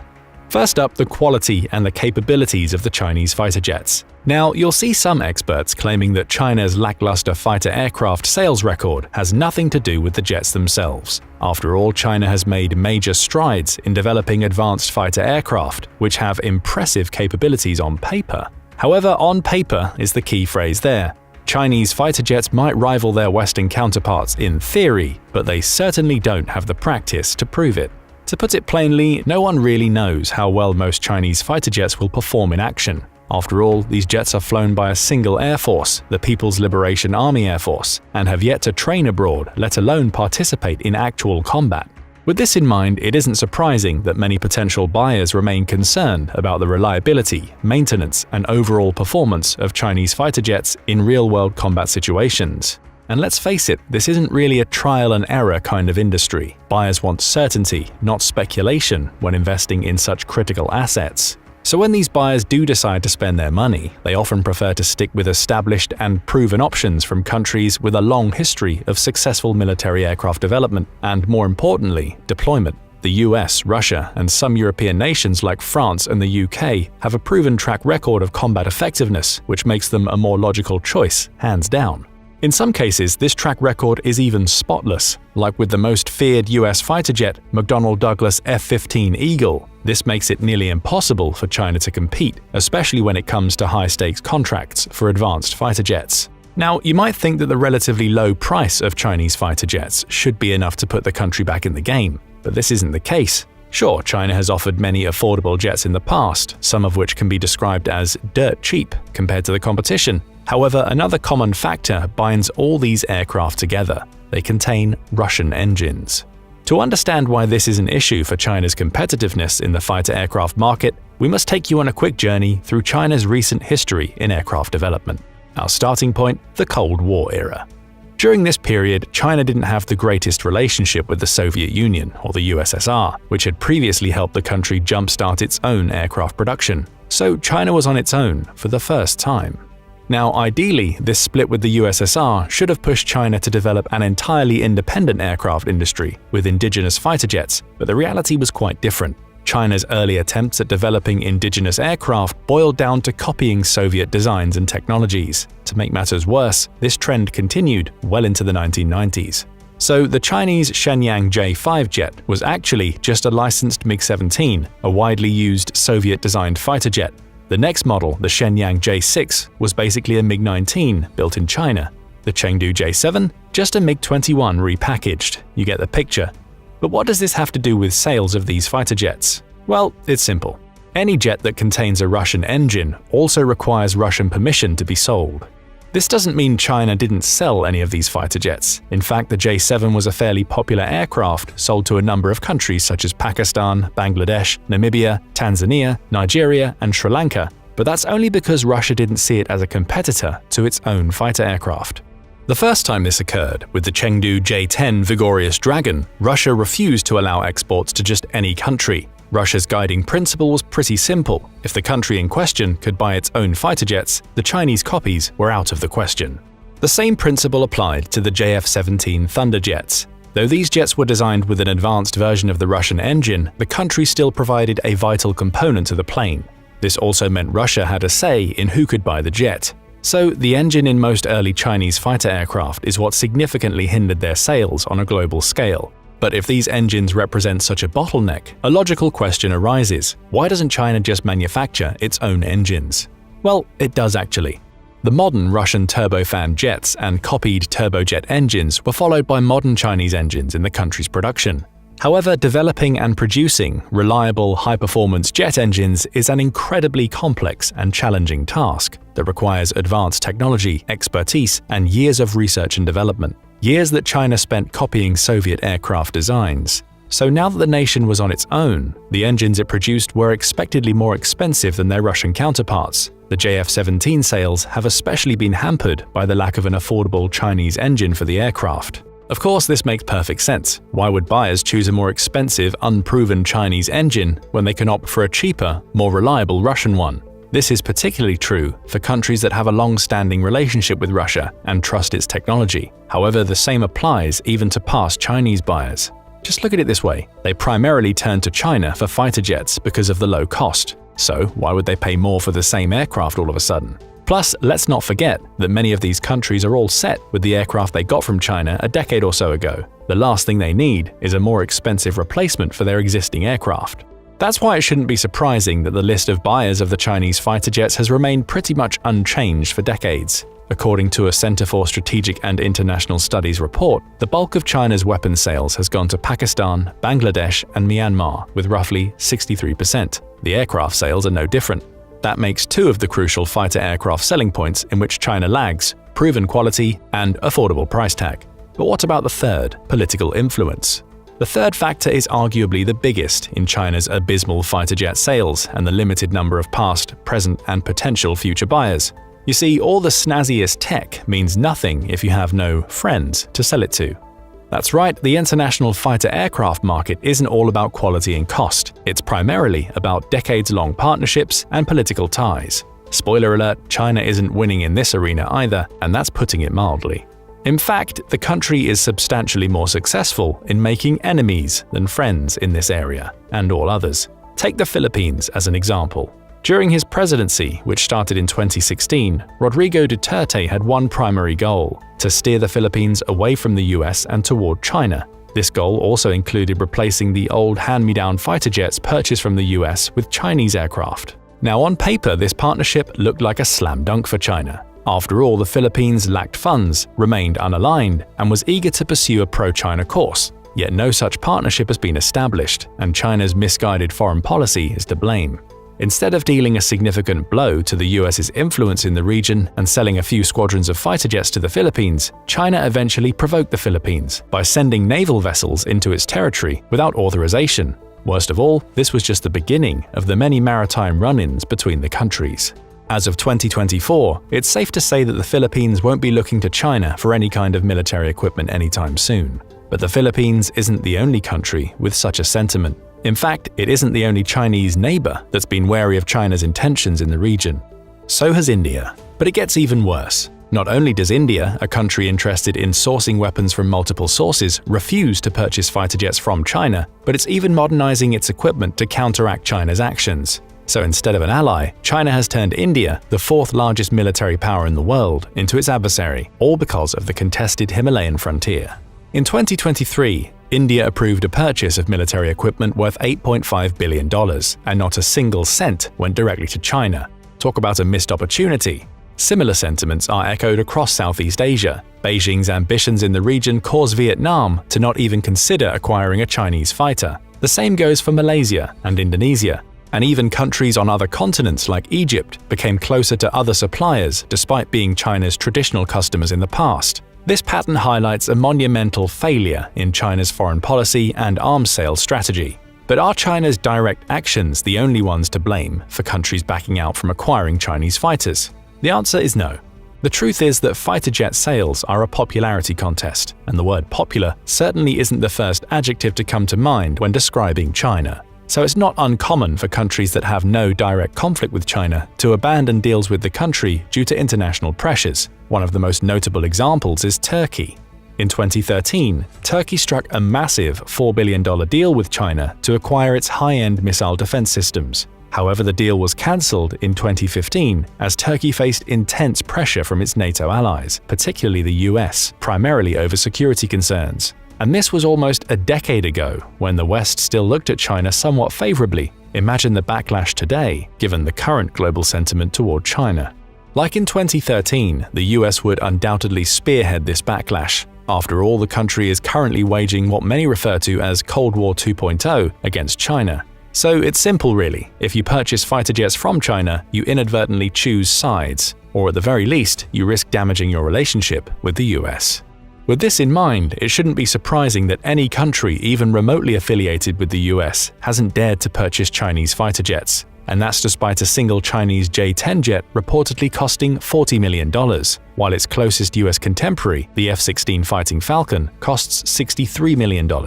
Interestingly, the same hesitation doesn't apply to Chinese drones. In fact, China beat the US in this department, exporting these unmanned aerial vehicles, UAVs, to more countries. However, this primarily has to do with good timing. You see, China was one of the only 3 countries selling UAVs at the beginning of the global drone market boom, giving it a head start.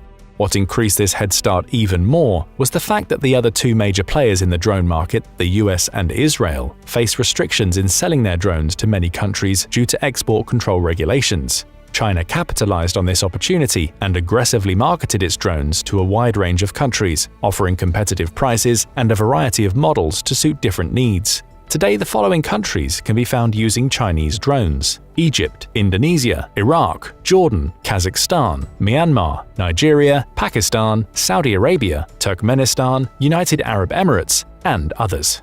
These countries alone have spent over $700 million on Chinese military drones. It's no wonder that Beijing captured over 5% of the global arms market between 2014 and 2018, mostly thanks to these sales. Given the amount of money at stake here, it's understandable that China is desperate to capture a more substantial piece of the global fighter aircraft market, and let us tell you, there's some serious money to be made. In 2023 alone, the global fighter jet market reached $122.12 billion. By 2028, this number is expected to rise to $170.16 million. That's a 6.5% compound annual growth rate between 2024 and 28. But does China stand a chance in this highly competitive and lucrative market? A quick overview of the country's fighter jet offerings should indicate its potential.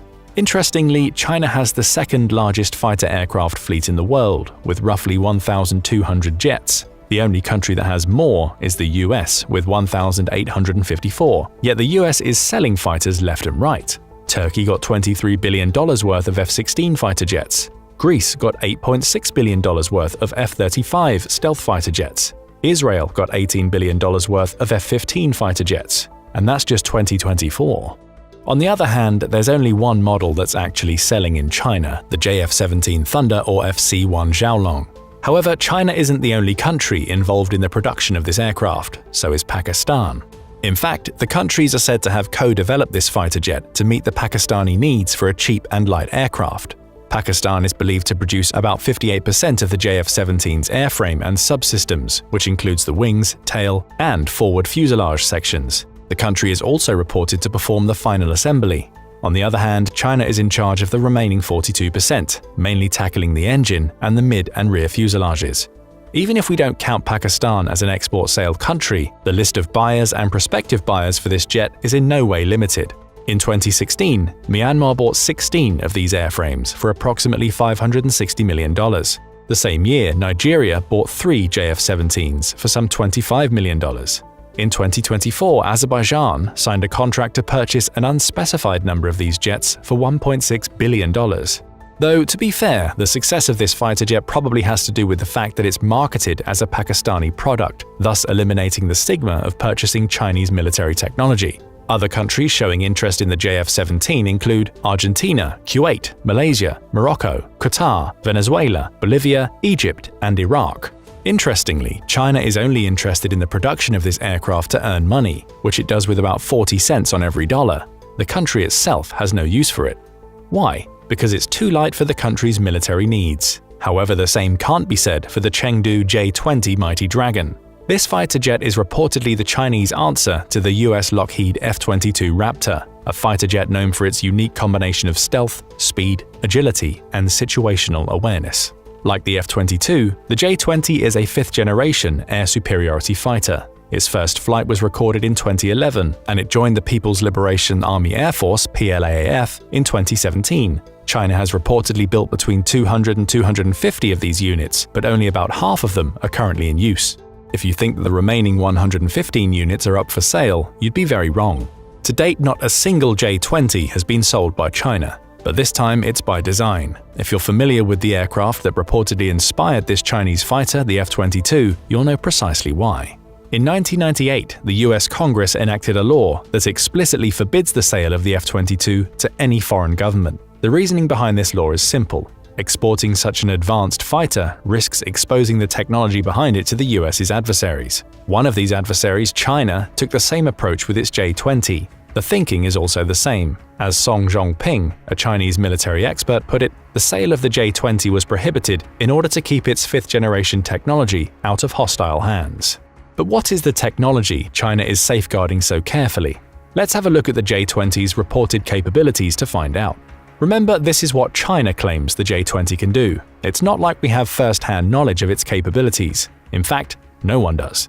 This has led many experts to conclude that this fighter jet is overhyped, even going as far as to call it the mighty flawed dragon. But time will tell who's in the right. For now, let's take China at its word, though this is rarely a prudent decision. The Chengdu J-20 Mighty Dragon is a twin-engine air superiority fighter with precision strike capability. It has a wide area platform with a chiseled nose section, double canards, and a frameless canopy. The aircraft boasts 3 primary characteristics. Number 1. Stealth, thanks to its unique design and stealth coating. Number 2. High situational awareness, provided by advanced sensor fusion. And number 3. Versatility, supporting multi-role operations with integrated targeting pods and internal weapons bays. These features make the J-20 a formidable aircraft, so it's no wonder the PLAAF has already positioned it in all 5 theater commands: Eastern, Southern, Western, Northern, and Central. But that's not all. China is also working on making the J-20 nuclear capable. With the way the sales of China's other older models are going, the country might be forced to put the J-20 up for sale, but even if it does so, a boost of the fighter aircraft sales isn't guaranteed. But why? Well, this model is simply too expensive for China's core fighter aircraft customer group. That's not to mention that these countries, like Pakistan, haven't even shown interest in it. As for the countries that have money to buy this aircraft, they'll more likely go with a model whose entire development and performance aren't shrouded in mystery. But what about China's other fighter aircraft? Are there any that can and might be sold? The answer is yes. First up, the Shenyang FC-31 gyrofalcon. The FC-31 was essentially developed to be sold, since the J-20 can't be. This is another fifth-generation multi-role stealth fighter with a twin engine. It was manufactured by a partner of the Aviation Industry Corporation of China, AVIC, China's state-owned aerospace and defense conglomerate, the Shenyang Aircraft Corporation. According to reports, this fighter should be able to conduct close air support, aerial bombing with up to 4 missiles, and air interdiction operations. Its average speed is over 1,350 miles per hour, while its maximum range is over 1,200 miles when fitted with external fuel tanks. The aircraft also has outstanding situational awareness and can carry out a variety of missions. One look at these characteristics is enough to conclude that the FC-31 is a highly capable fighter aircraft that should be able to compete on a global scale. But can it? For now, the only nations that have expressed interest in this jet are the usual suspects: Pakistan, Bangladesh, and Myanmar. However, it seems that China has its heart set on Middle Eastern buyers. In February 2024, the country displayed the FC-31 at a Saudi defense show, pitching it as a reliable alternative to the US's F-35 jet. Of course, most of the Middle Eastern countries can only dream about owning an F-35 Lightning II, which makes China's pitch a wise, strategic decision. But whether this pitch will result in actual sales remains to be seen. For now, only Pakistan has announced definite plans to procure this stealth fighter from China. Besides the FC-31, we must also mention again the Chengdu J-10 Vigorous Dragon. Unsurprisingly, Pakistan is again front and center on the buyers list, having purchased 25 units in 2021. But this time it's not the only prospective buyer. Egypt has also expressed interest in purchasing 12 of these fighter jets, while Saudi Arabia is already in talks to do so. So what makes this fighter so sought after? Well, at least by China's standards. The Chengdu J-10 Vigorous Dragon currently forms the backbone of China's air operations. The People's Liberation Army operates just shy of 600 of these jets across its air force and navy. Technologically speaking, the J-10 is on par with the US's F-16 Fighting Falcon. It's a multi-role aircraft capable of extreme maneuverability, impressive stability, and a wide array of weaponry. Its speed, range, and payload are also fully in line with the F-16 and other similar aircraft on the market. Yet with a large number of second-hand F-16s flooding the market, new customers are unlikely to look their way. This only leaves us with the JF-17. We've already explained why this aircraft is the only fighter jet that seems to be selling more substantially in China, but keep in mind the sales of this jet mostly go through Pakistan. This means that even this fighter aircraft brings virtually no direct sales for China, a situation the country knows all too well. Will this ever change? In such an unpredictable geopolitical climate, you can never tell. For now, it seems that China is stuck in a rut that only seems to deepen as time goes on. But what do you think? Will China be able to sell its fighter jets abroad anytime soon? If not, what do you believe is the prevailing reason? Is it the "who you buy from is as crucial as what you buy" principle, or something else? Share your thoughts in the comments section below. China has taken a bold step to protect its interests and gain more influence. It has built massive artificial islands, equipped with military installations and defense capabilities. But as the world looked on, China didn't see the big problem coming that would mess up its plan for more power. Here's what happened. China aims to be the world's leading superpower by the year 2049, the centennial of the Chinese Communist Party's victory over the nationalists in the Civil War and rise to power on the mainland. Unfortunately for Beijing, China's own geography works against it in achieving this goal. China is surrounded by hostile islands that prevent it from projecting power into the world's oceans and threaten to cut off the shipping its economy relies on. To help mitigate this geographical disadvantage, China has attempted to increase its power in the strategically vital South China Sea, seizing control of disputed islands, rocks, and reefs. China has since fortified these areas by creating artificial islands and militarizing them with airfields and hangars, radar stations, anti-aircraft weapons, and ship-killing hardware. The United States and China's neighbors in the region watched this island-building campaign with great alarm, marveling at how quickly China built and militarized its islands. However, these artificial islands aren't all they're cracked up to be. In trying to solve one problem, China only created another. Let's just say that these islands might not have the staying power that China needs them to have if it wants to use them as an effective method of power projection in the first island chain. Let's explore the reasons why China built the islands to begin with, why these islands are now in trouble, and why Beijing's ambitions in the South China Sea might sink, literally. The legal origin of the artificial islands comes from China's infamous 9-line map, which it has used to claim 90% of the waters in the South China Sea. Officially, China justifies this claim and the 9-line with historical anecdotes. For example, China maintains that it and its people had been in the South China Sea since the days of the mythical Jia dynasty that supposedly began in about the year 2070 BC. Naturally, few people believe these assertions. The historical claims were fig leaves to hide a more cynical, self-interested motive. The South China Sea's waters are economically and geostrategically vital. Economically, the South China Sea has about 15% of the world's total fishing potential, 11 billion barrels of oil, and 190 trillion cubic feet of natural gas. In 2021, 22% of the world's global trade, valued at about $5.3 trillion, passed through the shipping lanes in this area, including 60% of all maritime trade, 40% of the world's petroleum products, and 1/3 of the world's total shipping. Simply put, whoever controls these waters controls the fates of the countries that rely on this trade.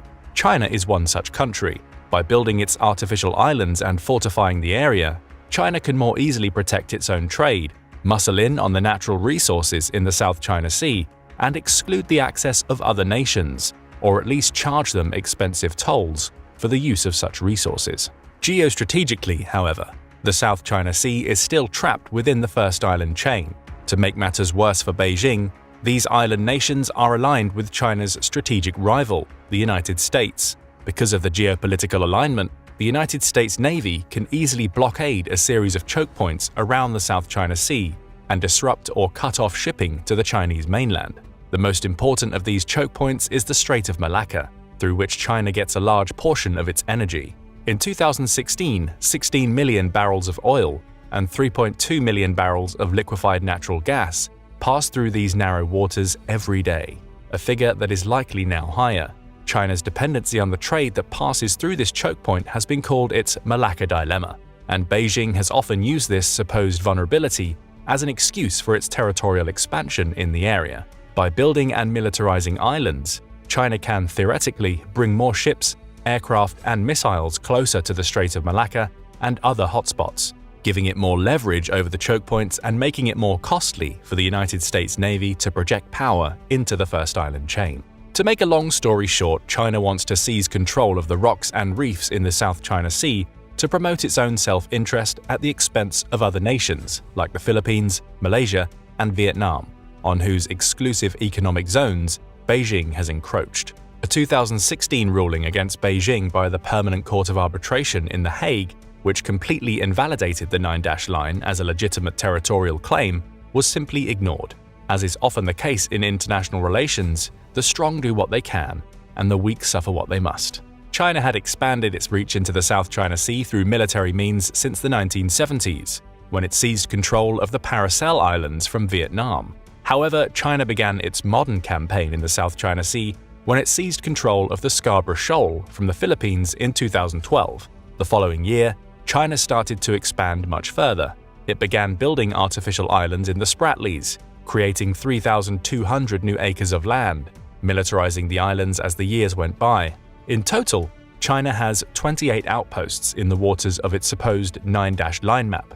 20 of these outposts are in the Paracel Islands, an additional 7 are in the Spratlys, and it also has the Scarborough Shoal. The artificial island building campaign centered mostly on the Spratlys. Artificial islands are created by dredging and shifting material from the reefs and seafloor beneath them. Rocks and sand must be pulverized in this process, and naturally, the creation of artificial islands was destructive to the wildlife in the area. Mounds of material needed to be pulverized and moved in the process. The American Admiral Harry Harris, who was commander of the United States Pacific Fleet at the time these constructions were taking place, called these artificial islands China's Great Wall of Sand, in a speech delivered to the Australian Strategic Policy Institute in March 2015. According to an analysis by the Centre for Strategic and International Studies, China has reclaimed a total of 13.5 square kilometers of land across the 7 reefs it has used in its island-building campaign. China's island-building vessels can dredge up material at impressive rates. Just one of them, the Tianjing Hao, operated by CCCC Tianjing Dredging, can deploy a cutter with the power of 4,200 kilowatts to the seabed. Material is then moved through a pipeline ashore for land reclamation purposes or onto a barge. The Tianjing Hao can deploy its cutter to a depth of 30 meters and extract 4,500 cubic meters of material per hour. Between February and March 2014, this ship was spotted conducting dredging operations in Johnson Reef in the Spratly Islands. This area has now been occupied by China, and the reef has since been militarized. Although Johnson Reef is too small to host aircraft, it is armed with anti-aircraft guns and radar systems, contributing to a potential Chinese defense in depth of the area should hostilities break out in the region. CSIS considers Johnson Reef to have been a test run for more sophisticated military structures at more famous and well-armed places like Fiery Cross Reef, Mischief Reef, and Subi Reef. The Tianjing Hao was far from the only such ship in China's dredging operations, which can only be described as having been a success. To counter China's Great Wall of Sand island-building campaign, the United States Navy has conducted Freedom of Navigation operations, FONOPs, since 2015.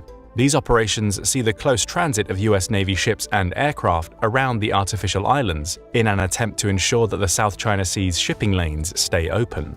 These FONOPs have done little to alter the situation in the South China Sea, however, and numerous close calls between the American and Chinese militaries in the area have led some in Washington to call for them to end. On the flip side, other national security strategists believe that ending the FONOPs and essentially ceding the military prerogative in the area to China would only allow Beijing to entrench itself in the region that much further.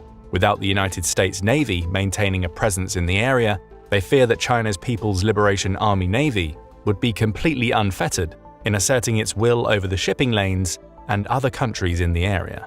Fortunately for the United States and China's weaker regional neighbors, the US Navy might no longer need to do the heavy work alone.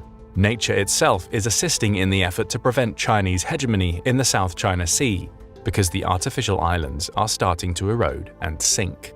As early as 2019, it became apparent that China's islands were not as stable as Beijing was hoping for. In the first place, China has extended its reputation for often shoddy construction methods to the new islands. The Economist reported that the concrete China used in building the island bases could not cope with the elemental settings in the area. This concrete was instead turning to sponge in such conditions. Additionally, there is vast corruption within China's construction industry. This corruption has extended to China's military ambitions before.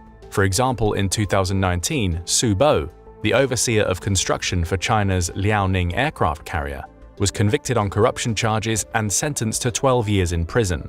Corruption in the construction industry has often led to substandard work, and the same appears to be the case on many of the artificial islands in the South China Sea.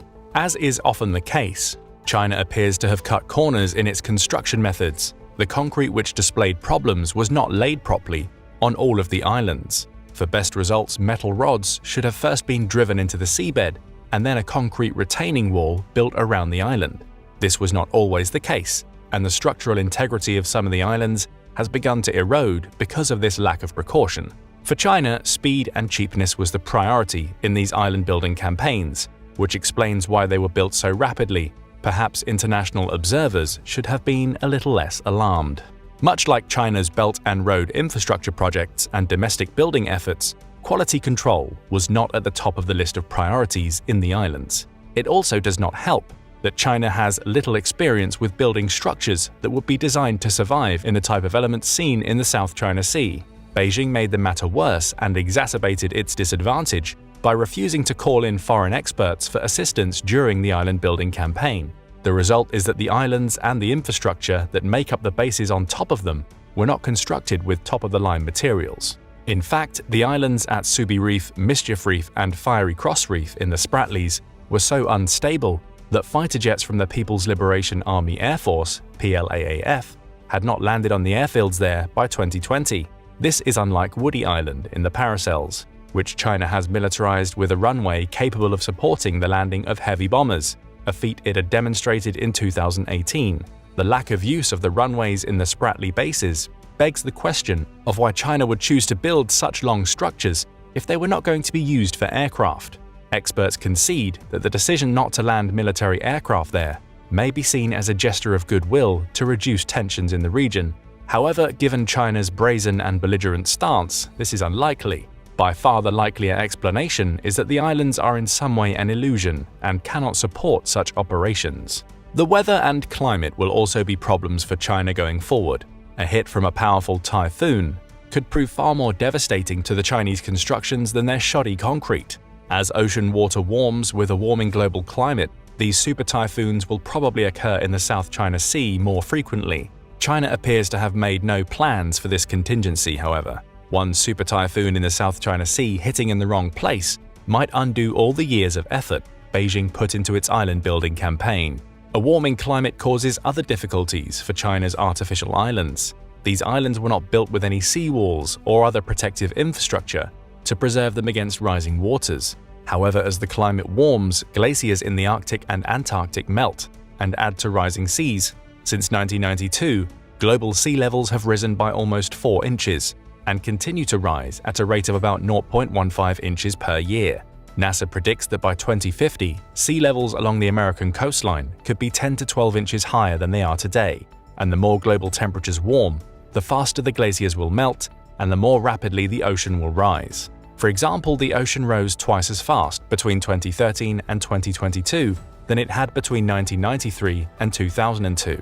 Although it's uncertain how far sea levels will rise by the end of the century, the Intergovernmental Panel on Climate Change estimates that in the best-case scenario, sea levels will rise between 11 and 21.5 inches from now to then.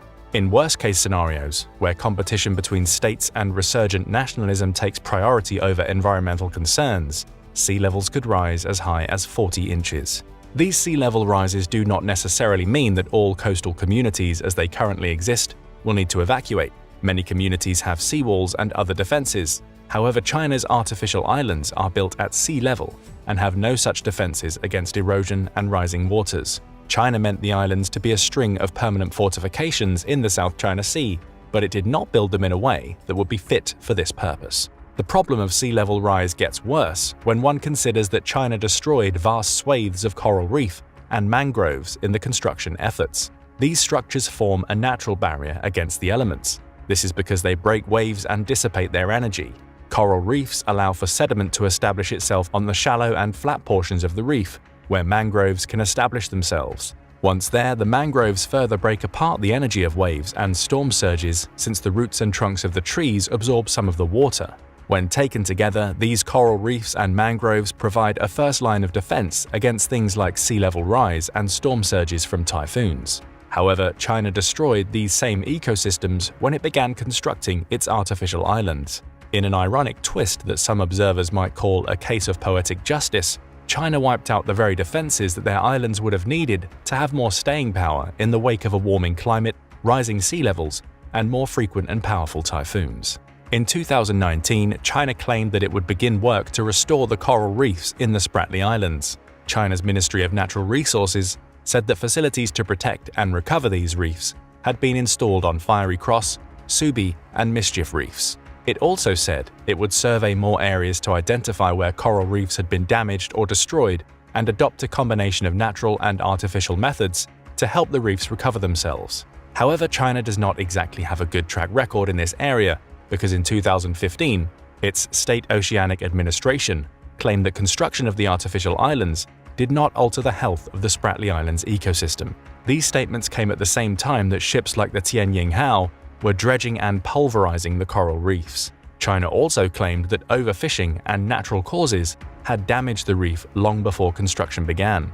With such history, it's little wonder why few trusted China's word in 2019. And about 5 years later, there is still little evidence that China has meaningfully worked to restore the coral reefs in the Spratly Islands. Perhaps as sea levels rise and the risk of severe typhoons increase, Beijing will have no choice but to try to make good on its word out of calculations of self-interest. It has invested significant national prestige into its artificial island building campaign and created much bitterness around the world as the price for it. If these islands were to fail in their purpose, Beijing will have wasted a large amount of resources for little gain. However, there is another danger that comes with investing so much to try to shore the artificial islands up. Such investment in some ways defeats the very reason to build fortifications in the first place. The purpose of fortification is not to be an impregnable defense, but to make it more costly for an enemy to project power, and to free resources for the builder of the fortification to project power in other theaters. By leaving comparatively few soldiers or weapon systems in a fortification, these assets of military power can be deployed elsewhere, where they can be put to better use. However, at the rate the islands are deteriorating and threatened by weather and climate, China might need to continually concentrate resources on saving this Great Wall of Sand, rather than using it as an effective method of statecraft. The fortifications that were supposed to be an aid to Chinese power projection might increasingly become a drain on it, as they become more expensive to maintain in terms of money and labor hours spent on them. In some ways, the problems facing the artificial islands in the South China Sea were predictable, as they follow a historical pattern concerning China. China is and always has been a colossus of a nation. However, it also has a history of not being able to live up to its full potential. For example, it was the wealthiest country in the world even into the 19th century. But despite this, it was unable to effectively use this advantage to compete with the Western powers and Japan. Now, history might be repeating itself. China is again a wealthy and powerful nation, but it is increasingly plagued with problems that might not permit it to achieve the full potential of its recovered status on the world stage. The expansion in the South China Sea has mirrored this age-old conundrum for Beijing. At first, it appeared the island-building campaign would solidify its place on the road to hegemony in the area. But through alienation of its neighbors, poor planning, and shoddy construction, these edifices might be the latest example of history repeating itself, with China not being able to take advantage of its latent potential. The islands were supposed to be a signal to the world that China was back, rejuvenated, as Xi Jinping might say. But if they sink, it will be a signal of another sort. There is no doubt that the artificial islands succeeded in accomplishing China's short-term goals for the South China Sea. However, the game of nations is always a marathon and not a sprint. If the islands cannot stay for the long haul, they will cost China far more than they have gained for it. But what do you think about China's artificial islands in the South China Sea? Do you think they will have the staying power and can be an effective method of power projection for China in the future? Don't forget to let us know in the comments. And also, make sure to hit the like button and subscribe for more military analysis from military experts. As China seeks to further its presence in the waters of the Pacific, it has commissioned a new supercarrier to add to its fleet that they are hoping will compete with the US Navy's new Gerald supercarrier. But how does the Fujian compare to the Navy's newest addition to its carrier fleet? Does it have the technological capabilities to compete with modern blue water carrier fleets? What is the likely military doctrine that will outline its use in battle? In this video, we will seek to answer these questions and more. Let's delve right in. Much of what we know about the new Fujian is based on reconnaissance imagery and intelligence analysis. The Chinese Type 003 Fujian supercarrier has a 316-meter flight deck and has a beam of 76 meters at the flight deck. It is conventionally powered by 8 boiler steam turbines, producing approximately 220,000 horsepower at its 4 shafts. The Fujian is expected to utilize electromagnetic catapults, a step up from the ski jump configuration of its predecessors. Its displacement will be about 80,000 tons with a full combat load, though recent intelligence suggests that it may actually displace closer to 100,000 tons. The ship will be crewed by approximately 2,000 sailors and 60 flag staff officers. The endurance of the Fujian is not yet known, however. The Type 002 carrier Shandong has a top speed of 31 knots and a range of 25,928 kilometers, 16,000 miles, at 14 knots. Similar performance is expected from the Fujian, though top speed is slightly slower at 29 knots. Construction on the Fujian began sometime in the 2010s, though the exact date is currently unknown. Construction was paused briefly as the electromagnetic catapult system was developed, but resumed again in the late 2010s. The ship's modules went into dry dock in mid-2020, and reports were that a launch of the vessel was possible by mid-2022. These reports turned out to be accurate, as the Fujian was launched on 17th of June 2022, sporting the hull number 18. The Electromagnetic Catapult Aircraft Launch System, or EMALS as the US refers to it, utilizes a linear induction motor as opposed to the steam piston catapults of other carriers. This represents a significant technological jump for the Chinese, as they have skipped developing conventional steam-driven catapults altogether.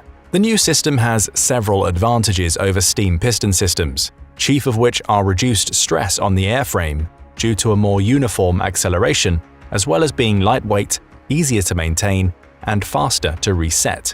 The development of the EMALS system was spearheaded by China's top naval engineer, Rear Admiral Ma Wei-ming. The new catapult system will allow the launch of larger and heavier aircraft. The aircraft carrier is expected to utilize a modified J-15 fighter variant for its main fighter wing, until a dedicated fifth-generation fighter can be developed for carrier-based operations. In 2021, intelligence analysts concluded that the People's Liberation Army had developed the J-15B, which includes CATO bar, or Catapult-Assisted Takeoff but Arrested Recovery. The new variant also included an upgraded avionics suite, newer engines, and the ability to launch upgraded missiles. The fighter air wing is expected to consist of 55 modified J-15 fighters. The J-15 carries a crew of 1 to 2 depending on variant and mission. It has a length of 22.8 meters, 73 feet and 1 inch, and a wingspan of 15 meters, 49 feet and 3 inches. It has a gross weight of 27,000 kilograms, 59,000 pounds, and a max takeoff weight of 32,500 kilograms, 71,650 pounds. Max speed is reportedly Mach 2.4, with a ferry range of 3,500 kilometers, 2,200 miles. The aircraft reportedly uses two WS-10B turbofan engines. The engines are equipped with afterburners and each produce 30,000 pounds of thrust with afterburners lit. The J-15 is capable of carrying the following ordnance: one GSH-31 30mm cannon with 150 rounds, PL-15 long-range air-to-air missiles, PL-12 medium-range air-to-air missiles, PL-10 short-range air-to-air missiles, YJ-83K anti-ship missiles, KD-88 standoff land attack missiles, YJ-91 anti-radiation missiles, plus assorted bombs and rockets. The aircraft is also capable of utilizing the UPAS-1A buddy refueling pod similar to F-18s in the US carrier fleet. The air wing is also expected to employ prop-powered transport aircraft and KJ-600 AEW and C airborne early warning and control. The KG-600 was specifically developed to take advantage of the Fujian's upgraded catapult system and will lessen the carrier's reliance on helicopters for AEW and C operations, as well as anti-submarine operations. The aircraft is the direct counterpart to the American E-2 Hawkeye and fills a similar role. The new aircraft made its maiden flight on 29th of August 2020, with flight testing continuing into 2021. The KJ-600 is a high-wing turboprop aircraft fitted with a large overhead radome.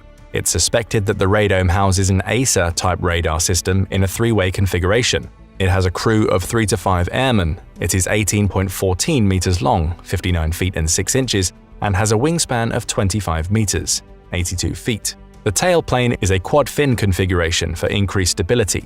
The aircraft is powered by two Zuzu Wojiang 6C turboprop engines, each producing 5,103 horsepower. The engines spin 6-blade constant-speed feathering props, which are capable of pitching to reverse thrust. The aircraft has a max gross weight of 30,481 kilograms, 67,000 pounds, and an empty weight of 25,401 kilograms, 56,000 pounds. It has a stated range of 1,250 kilometers, 780 miles, and a ferry range of 2,800 kilometers, 1,700 miles. The KG-600 has a max speed of 693 kilometers per hour, 431 miles per hour, and a service ceiling of 15,000 meters, 50,000 feet. It's also possible that the air wing will consist of unmanned aerial vehicles, UAVs, and helicopters. It's anticipated that the air wing will consist of approximately 1,000 airmen. Defensive capabilities are expected to include 3 30mm close-in weapon systems, CIWS. These weapon platforms are to be outfitted with AESA radar and are able to intercept anti-ship missiles traveling at Mach 4+ with 96% accuracy. It's also believed that the carrier will employ short-range air defense missiles and anti-submarine rocket capabilities. While the Fujian has already been launched, it's not expected to be ready for combat operations until 2024 or 2025. Even still, the Fujian is expected to be the most capable non-US aircraft carrier deployed to date. It represents a giant leap forward for China's Navy, but is it enough to stand toe-to-toe with the United States? Well, one important factor to consider is how the carrier will be utilized. China does not have much experience in carrier operations. While the United States has the benefit of 100 years of experience, China is in a rush to play catch-up. Launching and recovering aircraft in all weather and lighting conditions is something that takes practice, solid operating procedures, and delicate orchestration. Reports indicate that as of now, Chinese aircraft still utilize land-based airfields precisely because of these shortcomings. They also lack experience in anti-submarine warfare and anti-ship missile detection and engagement. Though the KJ-600 aircraft is being developed to deploy with the Fujian, it's not yet fully operational. Due to the fact that the carrier has conventional propulsion systems, it must cruise with a fuel tanker for sustained operation, exposing yet another vulnerability. Because of these factors, the carrier is likely to be utilized in regional waters in show-of-force operations, but lacks the experience, technology, and capability for effective and sustained combat operations in distant waters away from mainland resources. This effectively limits its use as a blue water Navy flagship in the modern arena. Gerald R. Ford-class supercarriers are the United States' latest carrier class, set to replace the current fleet on a one-for-one basis. It's expected that 10 carriers will be built and launched over the course of the upgrade process. It's expected that all 10 carriers will have combat capability by 2040. The first ship, the USS Gerald R. Ford (CVN-78), began construction in 2005, was launched in 2013, and was commissioned in 2017. CVN-78 is replacing the USS Enterprise (CVN-65). CVN-78 has a 337-meter flight deck with a 78-meter beam, just slightly larger than the Fujian. It utilizes 2 nuclear reactors for power and can reach speeds in excess of 30 knots. The nuclear power plant provides the Gerald Ford with an unlimited range. The ship utilizes 4 electromagnetic catapults as well as an advanced arresting gear system. Displacement with a full combat load is at 100,000 tons and has a complement of 508 officers and 3,789 enlisted men. The air wing employed on CVN-78, CVW-8 or Carrier Air Wing 8 consists of 4 Super Hornet squadrons, an E-2 Hawkeye squadron, an EA-18 Growler squadron, C-2A Greyhound squadron, and 2 MH-60 helicopter squadrons. At the time of this video, there are currently no 5th-generation F-35 Lightning II fighters attached to the air wing. However, this capability would not be difficult to add in the future as the F-18 begins to be replaced by the multi-role fighter. The F-18 Super Hornet is a supersonic twin-engine multi-role fighter. It is considered a 4th-generation fighter, which puts it in the same class as the J-15B. The Super Hornet has a crew of 1 to 2 depending on variant and mission. It has a length of 18.31 meters, 60 feet and 1.25 inches, and a wingspan of 13.62 meters, 44 feet and 8.5 inches. Max takeoff weight is 29,937 kilograms, 66,000 pounds, and has an empty weight of 14,552 kilograms, 32,000 pounds. The aircraft is capable of reaching 1.6 Mach and is powered by 2 General Electric F414-400 afterburning turbofans. Each engine is capable of producing 22,000 pounds of thrust with afterburners lit. It has a range of 2,346 kilometers, 1,458 miles, and a combat range of 822 kilometers, 511 miles. The fighter is armed with one 20mm M61A2 Vulcan cannon and 412 rounds of ammunition. It carries 4 AIM-7 Sparrow missiles, 4 AIM-9 Sidewinder missiles, 12 AIM-120 AMRAAM missiles, and 12 AIM-260 JAT-M missiles. It can also carry 6 AGM-65EF Maverick air-to-ground missiles, 4 AGM-84H Ki SLAM-ER missiles, 6 AGM-88 HARM missiles, 4 AGM-158 JASSM missiles, 4 AGM-154 Joint Standoff Weapon JSOW glide bombs, 4 AGM-84 Harpoon anti-ship missiles, 4 AGM-158C LRASM missiles, JDAM bombs, laser-guided bombs, Mark 80 series bombs, and CBU-78 Gator mine systems. As far as avionics, The Super Hornet utilizes either the Hughes APG-73 or the Raytheon APG-79 radar systems. It also carries either the Northrop Grumman ITT ALQ-165 self-protection jamming system or the L3 Harris AN/ALQ-214 integrated defensive electronic countermeasure system. The Raytheon AN/ALE-50, BAE AN/ALE-55 towed decoy, Raytheon AN/ALR-67 radar warning receiver, and the MIDS LVT JTRS data link transceiver are also carried.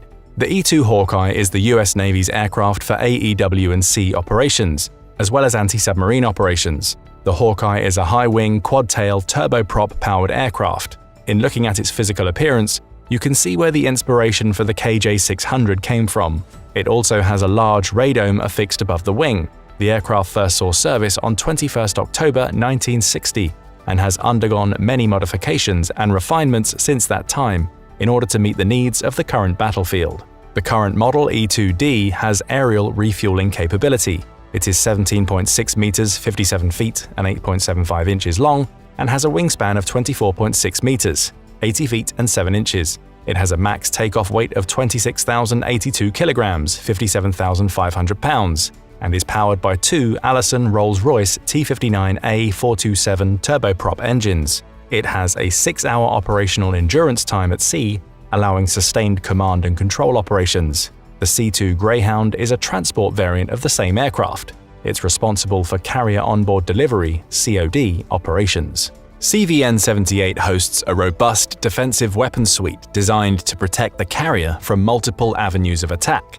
These include 2 Mark 29 guided missile systems, 2 Mark 49 guided missile systems, 3 Phalanx CIWS gun platforms, 4 Mark 38 25mm machine gun systems, and 4 M2 50 caliber machine guns. The defensive systems are tied together by upgraded AN Spy-3 X-band multifunction radar and AN Spy-4 S-band volume search radar.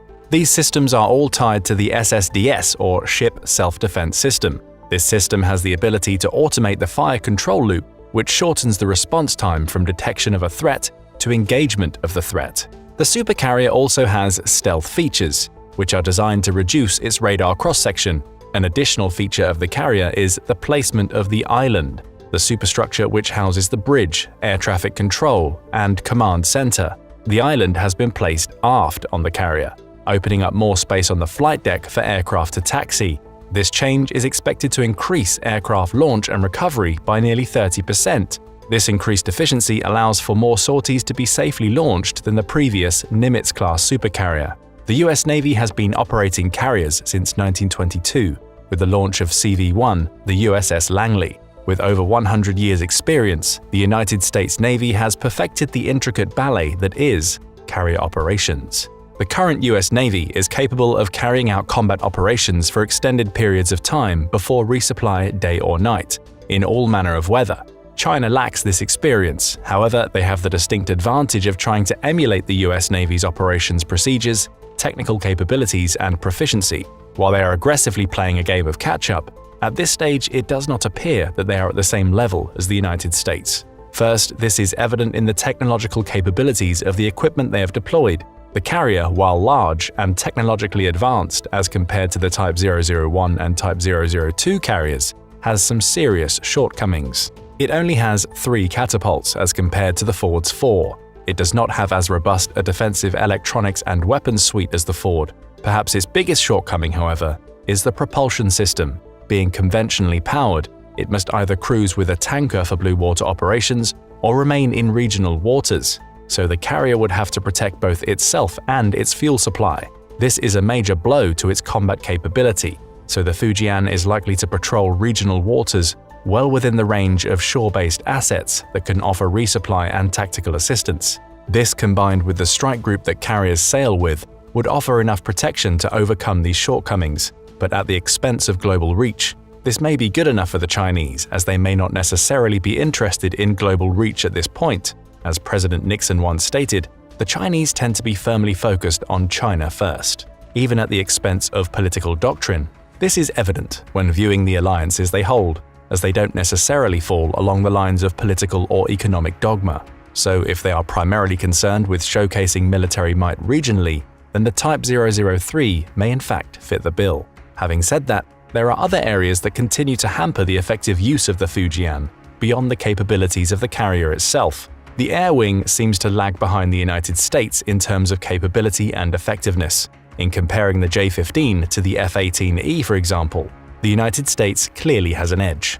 This advantage extends to not only the aircraft's capabilities, but in terms of ordnance carried, mission capabilities, and defensive capabilities. The Super Hornet has had the luxury of time to grow and mature, standing on the shoulders of the original F-18 and the experience gained from the F-14 program. The upgrades are purposeful and well thought out to suit the needs of the Navy and the US Department of Defense as a whole. It would seem that the upgraded J-15 had a less focused development and seems to be more haphazard without a clearly defined role. Sometimes more isn't always better, it's just more. The KJ-600, while very similar in aesthetic to the E-2 Hawkeye, doesn't have the same loitering time and avionics suite. It's true that the Chinese government has kept a tight lid on its capabilities. On the surface, it comes off as a less capable clone. Military technology will only get you so far, however. Tactics and training are often what wins the day. It is in this area where the largest difference between the two carriers and sailors on board is evident. As previously stated, the US Navy has been operating combat-capable aircraft carriers for 100 years. They have seen combat operations in World War II, Korea, Vietnam, the Middle East, the Balkans. The sailors on board train relentlessly to maintain a state of combat readiness that is based on experience and lessons learned in the high-stakes world of warfare. The Chinese do not share this experience or advantage. No Chinese carrier fleet has actively participated in combat operations. They have simulated strikes on islands. However, they don't have the real-world experience to adequately simulate the pressures of sustained operations where lives are at stake. The PLAN affords the average pilot 100 to 150 hours of flight time annually. US pilots, by contrast, typically fly 200 hours per year. US pilots and sailors are able to conduct combat operations anywhere, at any time, and in all manner of weather. Chinese pilots to date lack this capability. The United States also spends much time and resources training the carrier strike force to operate as a cohesive unit. Through years of experience, procedures, information flow, and command structure have all been carefully crafted to operate globally with extreme effectiveness. It is unknown how much China invests in cohesive combined arms training, but it would have to be overt and extreme to compete with the level of training the US fleet employs. Taking all these considerations into account, it's clear that if we were dealing with a carrier-to-carrier engagement, absent additional naval and mainland support, things would most likely end badly for the Fujian. However, when adding the support that the Chinese have available regionally, it's interesting to consider what would happen in a regional engagement between the two navies. If one were to conduct a thought experiment into what would happen if China were to take hostile action against Taiwan, we would first have to make some assumptions to get an idea of the playing field. First, let us assume that the Fujian would commence the engagement in the Taiwan Strait. Let's also assume that the Gerald Ford strike group was operating independently without support of additional carrier groups. Also, let us make the assumption that additional aircraft would not be provided by the Chinese mainland Air Force. Finally, let's assume a conventional, non-nuclear conflict where hostilities are already occurring and the rules of engagement allow for the full use of force. It would seem logical that the first order of business would be to establish air superiority and to limit the Fujian's mobility. This would mean removing its tanker from the fight through either subsurface, surface, or aerial means. The Ford has approximately 48 strike fighters available and can launch between 160 to 270 sorties a day. The Fujian has 40 strike fighters available, and based on existing figures from the Type 001 and 002 carriers, can launch 20 sorties per day, based on numbers gleaned from training exercises. This vast disparity of flight operations indicates that the Fujian Air Wing would likely be overwhelmed in actual combat conditions. This simple math does not take into account the early warning detection and electronic warfare capabilities the Ford enjoys. To further exploit the Fujian's weaknesses, the Ford would likely commit to night operations or foul weather operations that would further wreak havoc on the Chinese air wing. With its air wing decimated and an inability to maneuver, the Fujian's contribution to the fight would be marginal at best. From this standpoint, the Fujian seems like a paper tiger, But the reality is that the constraints that we put in our analysis are unlikely to exist in reality. The Chinese mainland forces would be unlikely to allow their fleet to be encircled and besieged. Likewise, the United States is unlikely to enter the fray without the support of allied nations or an additional carrier strike group. It is conceivable that in addition to Taiwan, Japan, the Philippines, South Korea, Thailand, and even Vietnam would offer aid if not join the fight outright. The risk of the incident turning into a global conflict is very real and not to be taken lightly. However, even in this scenario, it seems unlikely that the Fujian would come out on top, especially if the conflict extended out into what is considered the second island chain. Current analysis seems to indicate that the Fujian serves a political role and a way of flexing regional muscle as a means of intimidating East and Southeast Asian countries, as China continues its effort to expand what it considers its territorial waters, a regional show of force that would augment the man-made islands and the airfields they have placed as footholds in disputed waters. In November of 2023, the Type 002 carrier Shandong and its strike group operated in the Taiwan Strait for 2 weeks and flew 420 J-15 sorties. This show of force, however, does not likely indicate an imminent threat to Taiwan, but can be used to assess how the Fujian is likely to be utilized. Analysts have also concluded that unlike the United States' use of the Ford as an offensive asset, the Chinese have adopted the Fujian as a defensive asset, specifically as it comes to the first island chain off the coast. China has placed most of its development and deployment on the ability to launch shipborne cruise missiles. It's likely that the carrier air wing is intended to protect these ships from attack, rather than offensively engaging targets like the United States doctrine. The Department of Defense has indicated that while they do not believe China currently has the capability of successfully invading Taiwan, they may by 2027. This is per testimony presented to Capitol Hill by Admiral Phil Davidson. One thing that is evident is that while that may be the case now, it's not something to be taken for granted. China is aggressively working toward creating a truly capable blue water navy.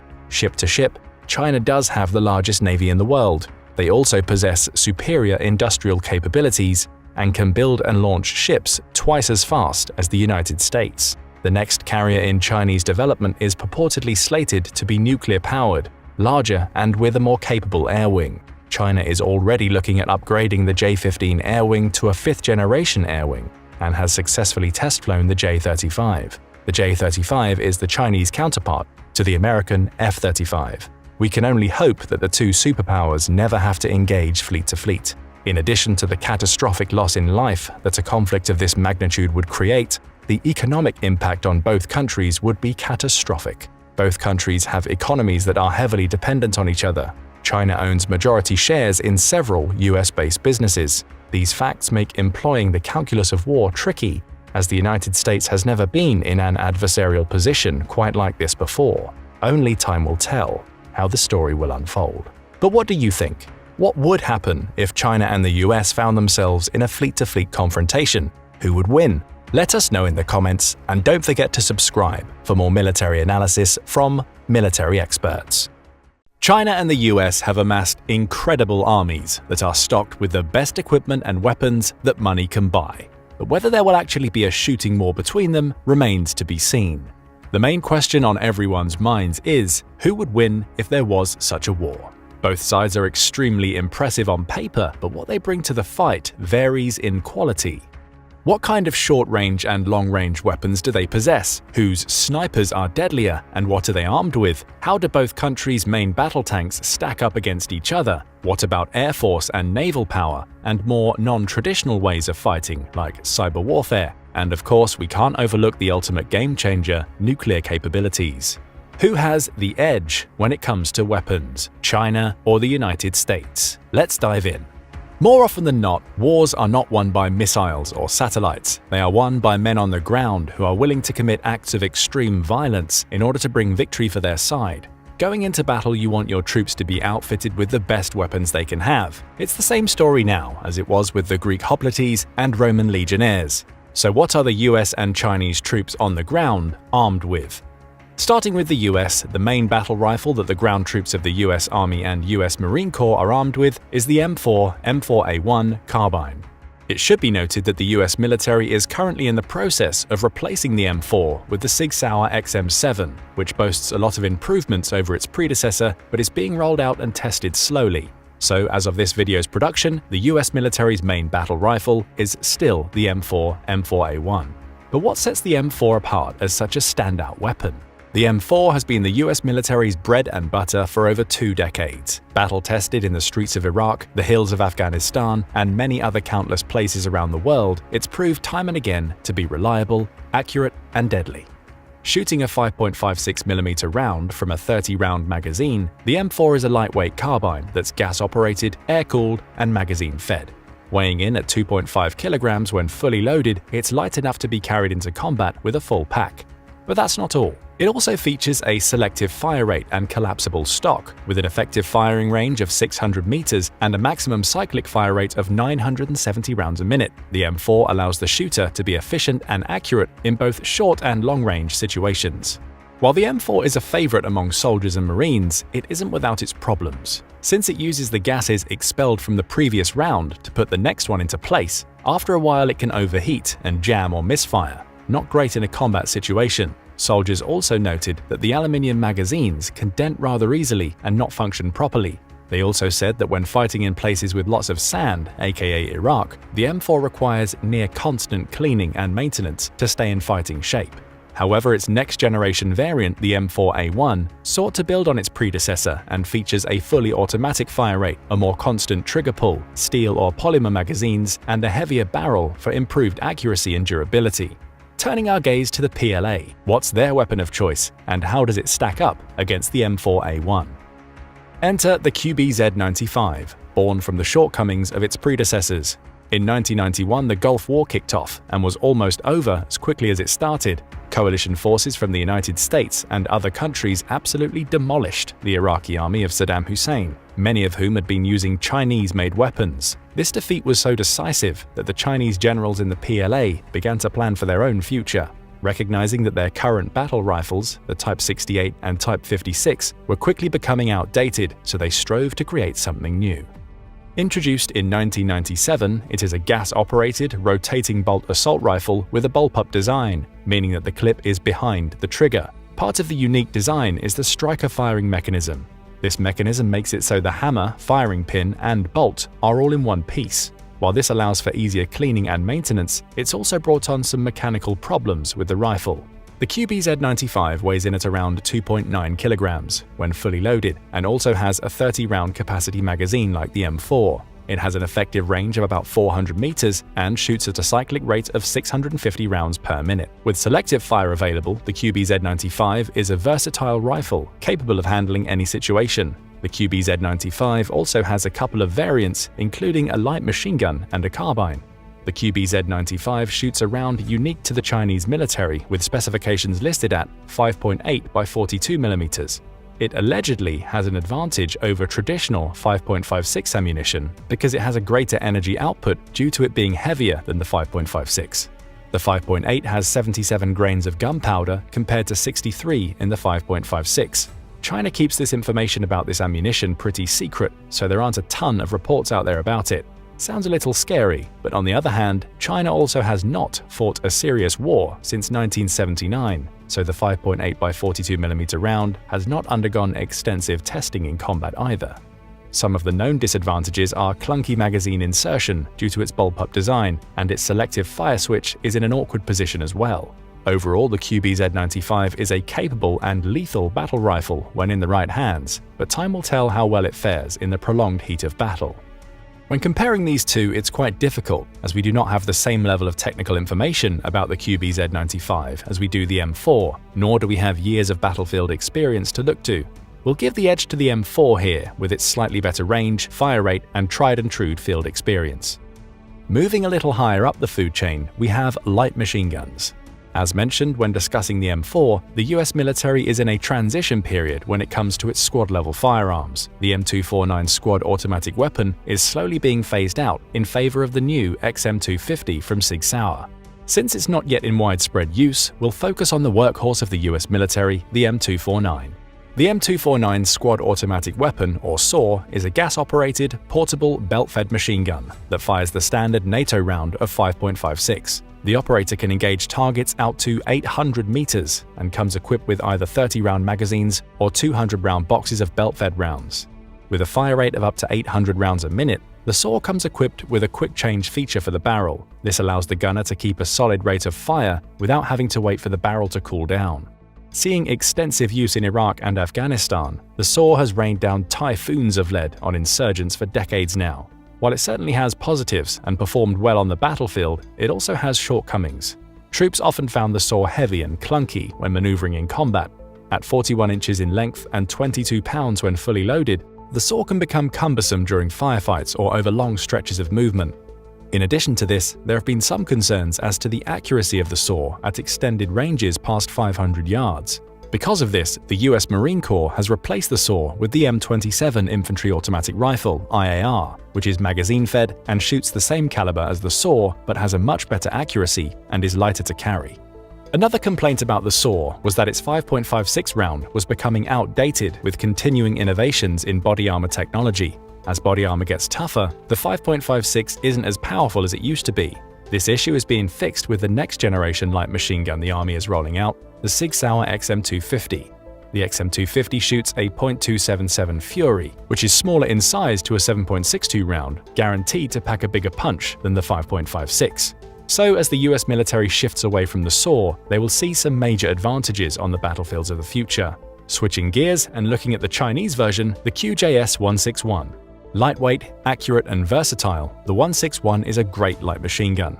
Introduced in 2022 and steadily rolled out to the PLA troops, the QJS-161 is gas-operated and utilizes an open-bolt design. It shoots the Chinese-made 5.8 by 42mm round, the same as the QBZ-95, but the rounds are carried in a fabric container, which helps keep the overall weight down considerably. The fabric container is also an improvement over older models' drum magazines, which were heavier and more prone to jam. When empty, the 161 weighs in at only 11 pounds. This lightweight design is a considerable advantage over the SAW. There's not much data on the performance and ballistics of this gun yet, due to it being fairly new and the Chinese tendency towards secrecy in matters such as this. Overall, we'll give the advantage here to the 161, as it's much more lightweight and maneuverable than the SAW, although it seems pretty clear that in the near future, the M27 and XM250 might become equal or even surpass it. Now, any ground force needs both short-range and long-range weapons. Snipers have become a key asset on modern battlefields, both for the damage they can cause the enemy physically and psychologically, but also for their ability to gather intelligence. The US military uses a variety of rifles with its snipers, but we're going to focus on the Barrett Mk22 PSR, as it's currently in use by the United States Army and Marine Corps. This weapon comes with a lot of varieties in barrel length, weight, and even the caliber it can shoot. Weighing between 13 and 15 pounds, and with an overall length between 42 and 49 inches, the rifle can be customized to meet the needs of the mission. In addition to this, the stock is collapsible and the suppression system is removable, making it even more compact when needed. This will be especially useful for airborne troops and special operators, as they will have a rifle ready for every type of combat environment. In addition to this, the bolt-action rifle can be adapted to fire a variety of calibers from its 10-round magazine, including the NATO standard 7.62, .300 Norma Magnum, .338 Norma Magnum, .300 Win Mag, and others. Its maximum effective range comes in just under a mile at 1,600 yards. While this rifle has undergone extensive testing by all branches that will use it, it's yet to see significant combat use. Nevertheless, the precise and deadly rifle will be a terror on the battlefields of the future for years to come. Looking at the PLA arsenal, their snipers are equipped with a few different sniper rifles, but one of their main ones is the CS-LR-35, military designation QBU-202 and QBU-203. Weighing in between 14 and 16 pounds and between 47 and 51 inches in length, the CS-LR-35 is a superb example of a modern sniper rifle. There are multiple variants of this rifle with different modifications, and it can even shoot two different calibers, the 7.62 by 51mm NATO or 8.6 by 70mm .338 Lapua Magnum. With an effective range between 1,300 and 1,600 yards depending on the caliber and a folding stock, the CS-LR-35 should more than cover the needs of an infantry platoon or special forces unit. Like its US counterpart, the CSLR-35 is fairly new and has yet to see any combat, so given this and the similarities between the two, we'll call it a tie. Moving up the food chain of death and destruction again, we find ourselves at anti-tank weapons. Anti-tank weapons have been around since there were tanks to shoot at. Beginning in World War I, people needed a way to knock out the armored behemoths prowling the battlefield and used whatever was at their disposal, and that usually meant grenades or some kind of improvised explosive device. From World War II onward, we saw shoulder-mounted rocket launchers being used against tanks, and since that shift, the strategy has been much the same. Modern militaries today utilize both guided and unguided anti-tank rockets. For our purposes, we're going to look at the guided rockets as they're more advanced. Let's first take a look at one of Uncle Sam's most effective inventions, the feared and respected Javelin. The FGM-148 Javelin, or Advanced Anti-Tank Weapons System Medium, AWSEM, is an American-made man-portable anti-tank system. It was first produced in 1996 and has seen extensive combat in the global war on terror. In recent years, it has been on the front lines with Ukrainian forces as they battle back against Russian armor. It's been a key asset for them as it's helped knock out countless Russian tanks and armored vehicles. It is what they call a fire-and-forget launcher, as after the operator fires the rocket, they do not have to do anything else for it to strike the target. The rocket will lock on and guide itself there. The warhead itself is a high-explosive anti-tank warhead, or HEAT, and is capable of taking down modern armor using a top-down attack, meaning that the warhead strikes the tank where the armor is typically the thinnest, on the top. It can also be used to take out buildings or other fortifications using a frontal attack. The Javelin, when ready to fire, weighs about 50 pounds, so it's not something you can just casually carry around in the middle of a firefight. You have to move with a purpose. Able to be fired by just one person, it's an extremely valuable tool when it comes to anti-armor. Just talk to some of the Ukrainian soldiers. It has an incredibly impressive range of fire, with 2,500 meters being the standard, but under favorable conditions, it's even been successfully tested at a range of 4,700 meters. Now, while this is extremely impressive, it's not a given that this could be achieved in combat. Either way, it's a formidable weapon that will be used on many battlefields around the world. Looking at what the PLA has to offer, they have what is essentially a copy of the Javelin. Developed in 2014 and distributed to PLA units in 2021, the HJ-12 is basically just a Chinese-made version of the Javelin. It's capable of all the same things, is operated the same as well, and even weighs the same. In terms of range, they are very similar too. The only real difference comes with the diameter of the tube itself. The Javelin has a diameter of 114 mm and the HJ-12 has a diameter of 135 mm. This means that the HJ-12 is likely to be able to fire a heavier warhead capable of greater destructive power. For that reason alone, we'll give the advantage here to the HJ-12. While squad-level weapons are great in a firefight and often can handle whatever is thrown at them, sometimes you need to bring in a heavyweight fighter, that being armor. Tanks have been around in some form or another since the early 20th century, seeing their first combat use in World War I. The main US battle tank is the M1 Abrams, and it's seen combat consistently since the 90s. Even now, shipments of Abrams tanks are being sent to the besieged Ukrainian forces. The Abrams is 26 feet long, not counting the gun barrel, and has a width of 12 feet. The Abrams is one of the heaviest tanks in service, weighing over 70 tons. It boasts a variety of features that make it the incredible fighting machine it is, including a multi-fuel turbine engine, Cobham composite armor with upgraded models even having depleted uranium, a computer-controlled fire system, as well as multiple improvements for crew safety.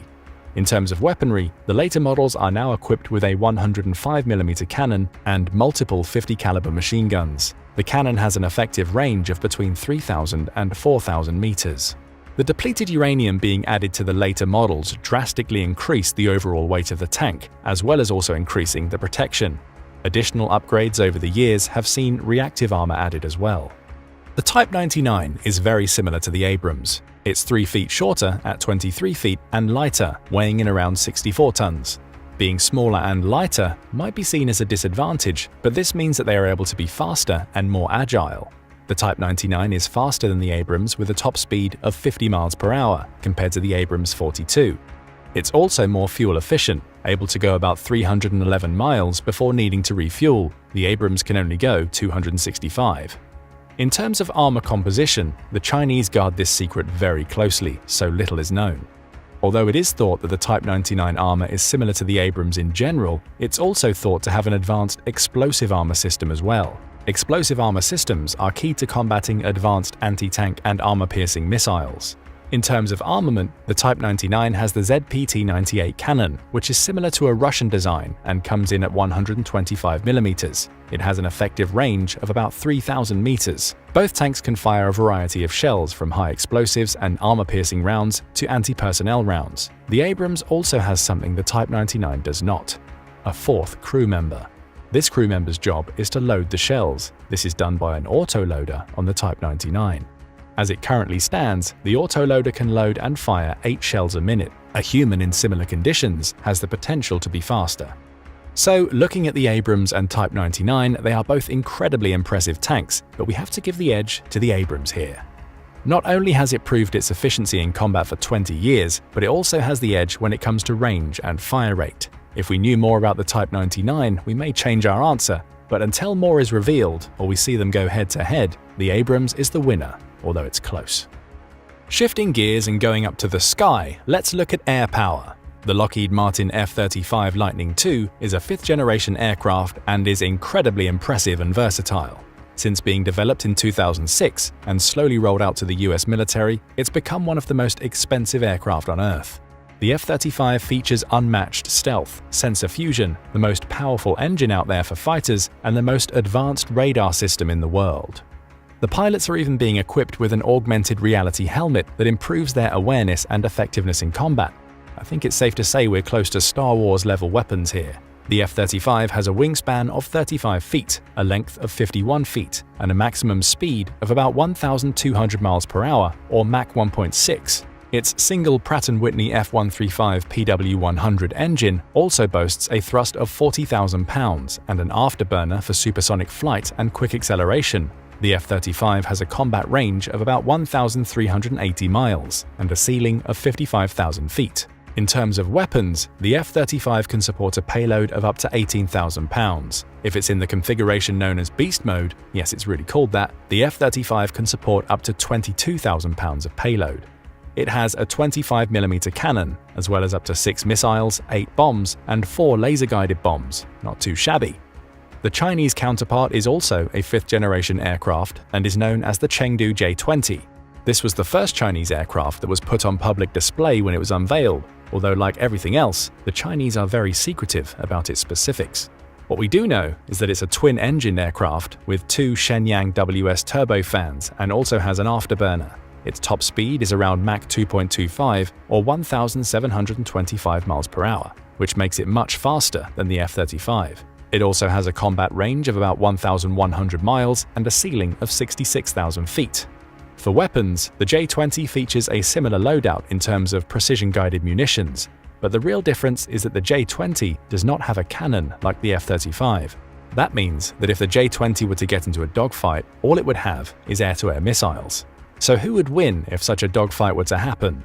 The answer is clear, it's the F-35. The F-35 has better stealth capabilities, and while the J-20 is faster, the F-35 has a smaller radar cross-section, which means it's less detectable. So the F-35 could be locked on and ready to fire before you even know they're there. Another major disadvantage for the J-20 is the lack of cannon we just mentioned, so the F-35 has the advantage in dogfights. Even though it seems like the F-35 has the technical edge, it very well could come down to the skill of the 2 pilots. Diving into naval forces, let's take a look at who has better destroyer-class ships in the US Navy or the Navy of the People's Liberation Army.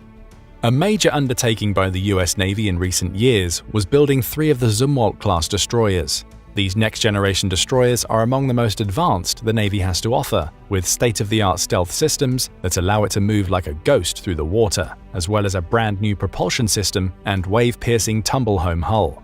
According to the US Navy, the Zumwalt-class destroyers are the largest and most technologically advanced surface combatants in the world. Built by Bath Iron Works, it features an integrated power system of 2 Rolls-Royce MT-30 gas turbines with 2 auxiliary generators. It's over 600 feet in length and has a displacement of about 16,000 metric tons. It can reach speeds of over 30 knots and has a crew of about 200.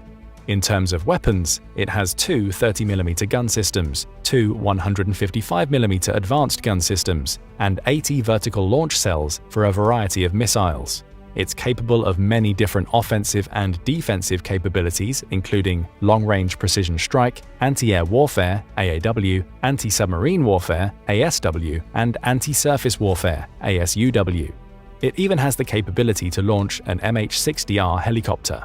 It should be noted that for the 155mm advanced gun systems, the rounds are extremely expensive, about $1 million apiece, and the Navy really has no interest in getting any more than it already has, so these guns are somewhat outdated already. All in all, the Zumwalt-class destroyers are extremely impressive, but how do they stand up to the PLA Navy? The closest thing to it is the Type 055 destroyer. The Type 055 is about 590 feet long and 60 feet wide. With a full load, it has a displacement between 13,000 and 14,000 tons. The Type 055 has 4 QC-280 gas turbines, each providing about 23 to 28 megawatts of energy. The design is fairly conventional, with some exposed guns and sensors. This is the opposite of the Zumwalt. Everything is enclosed, however, the Type 055 is superior in its radar technology. The Type 055 has 112 vertical launch cells, firing a variety of missiles and torpedoes.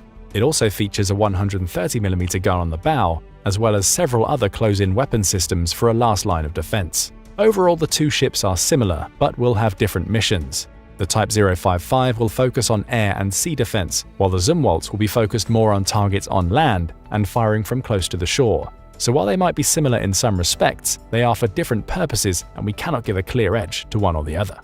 Turning from traditional weapons and looking at something more unconventional, and something that always seems to be in the news, cyber warfare.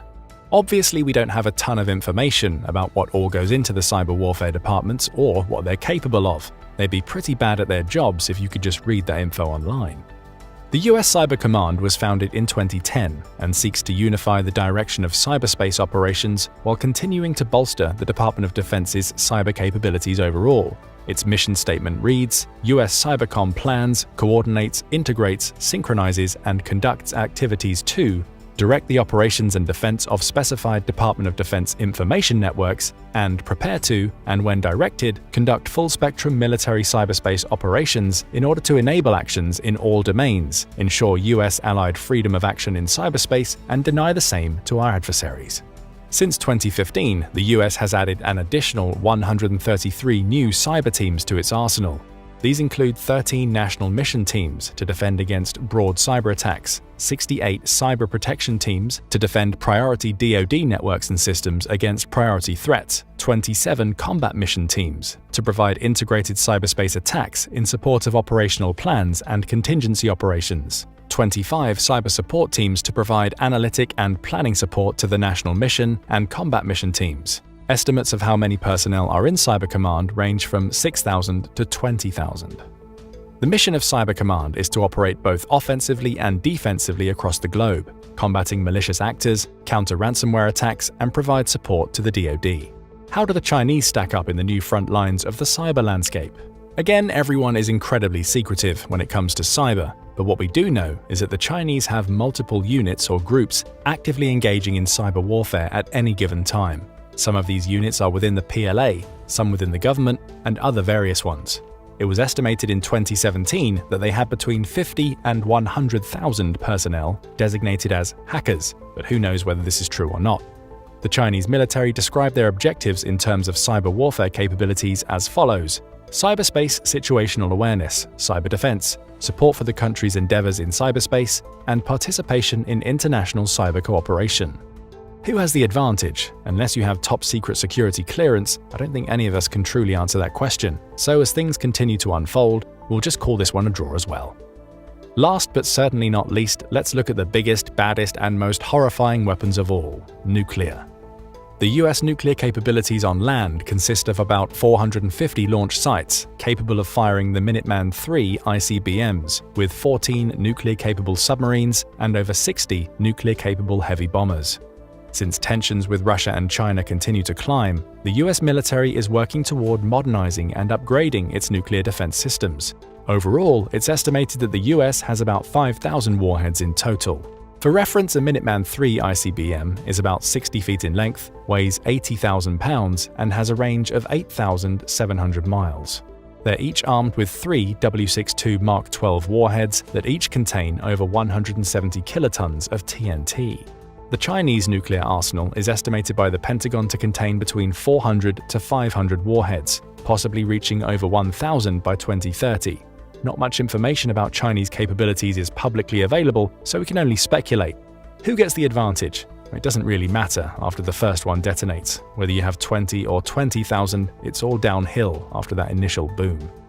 In conclusion, the militaries of the United States and China are extremely technologically advanced, well-trained, and deadly. So who has the edge overall?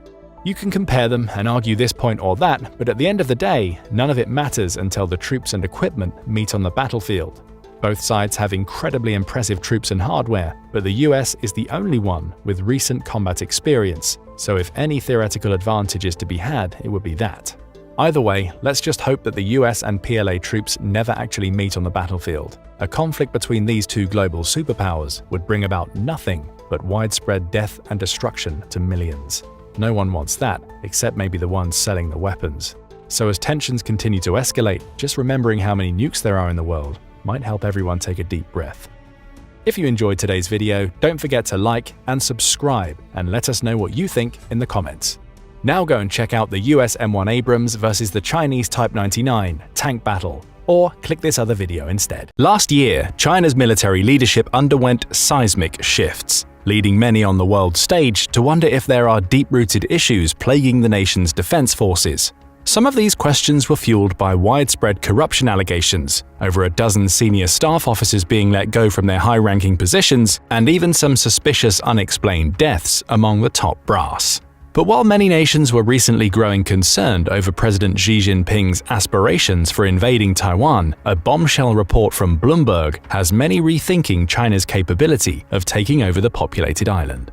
The new details released at the beginning of this year claims Chinese intercontinental ballistic missiles (ICBMs) are inoperable, with some allegedly being filled with water instead of propellant. Could these concerns about China's nuclear deterrent readiness be what's been causing trouble for high-ranking officials? Or would this unprecedented purge of China's military be a symptom of the inadequate system? Before examining these latest remarkable claims in detail, let's first learn more about the Chinese People's Liberation Army and what's become known as China's nuclear deterrent triad.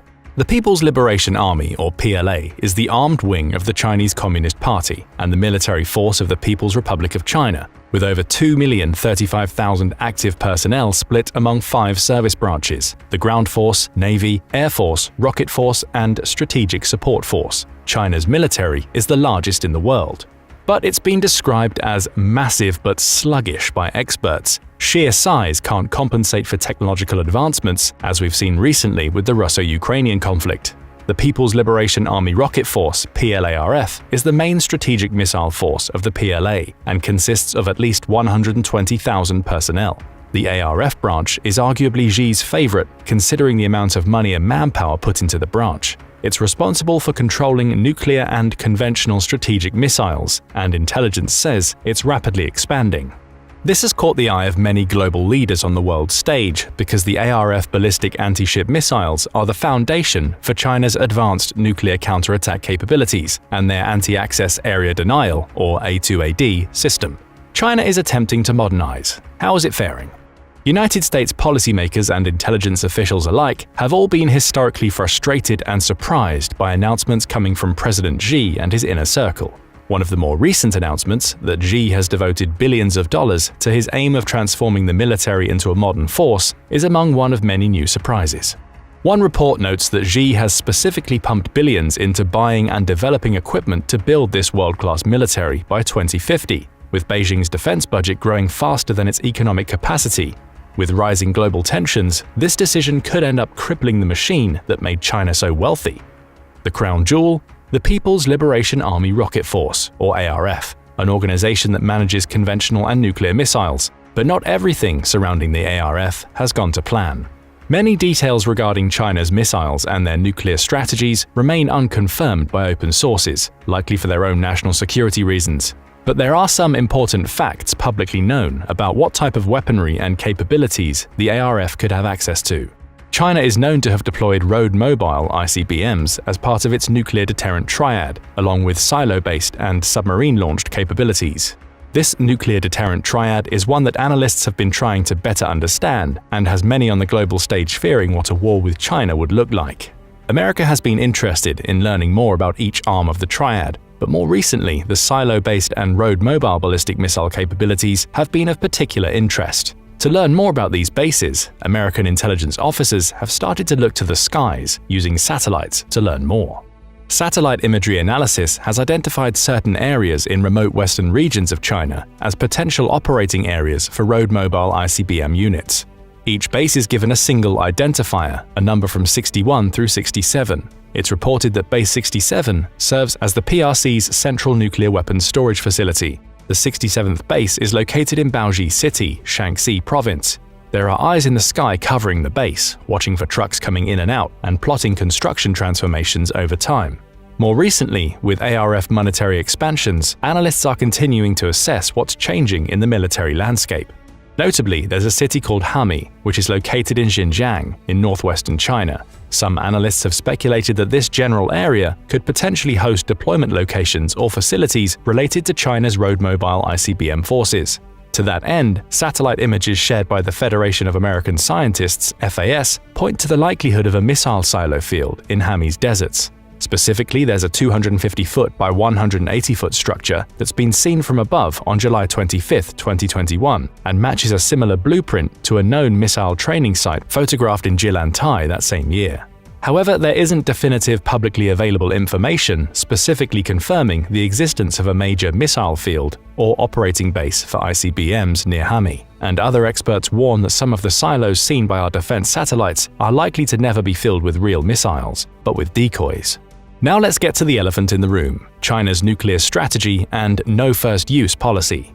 While this may seem alarming, it's important to note that China's official nuclear policy is described as a self-defensive nuclear strategy, and that historically, China has stored their nuclear warheads separately from their missile launching systems unless there is a heightened level of threat.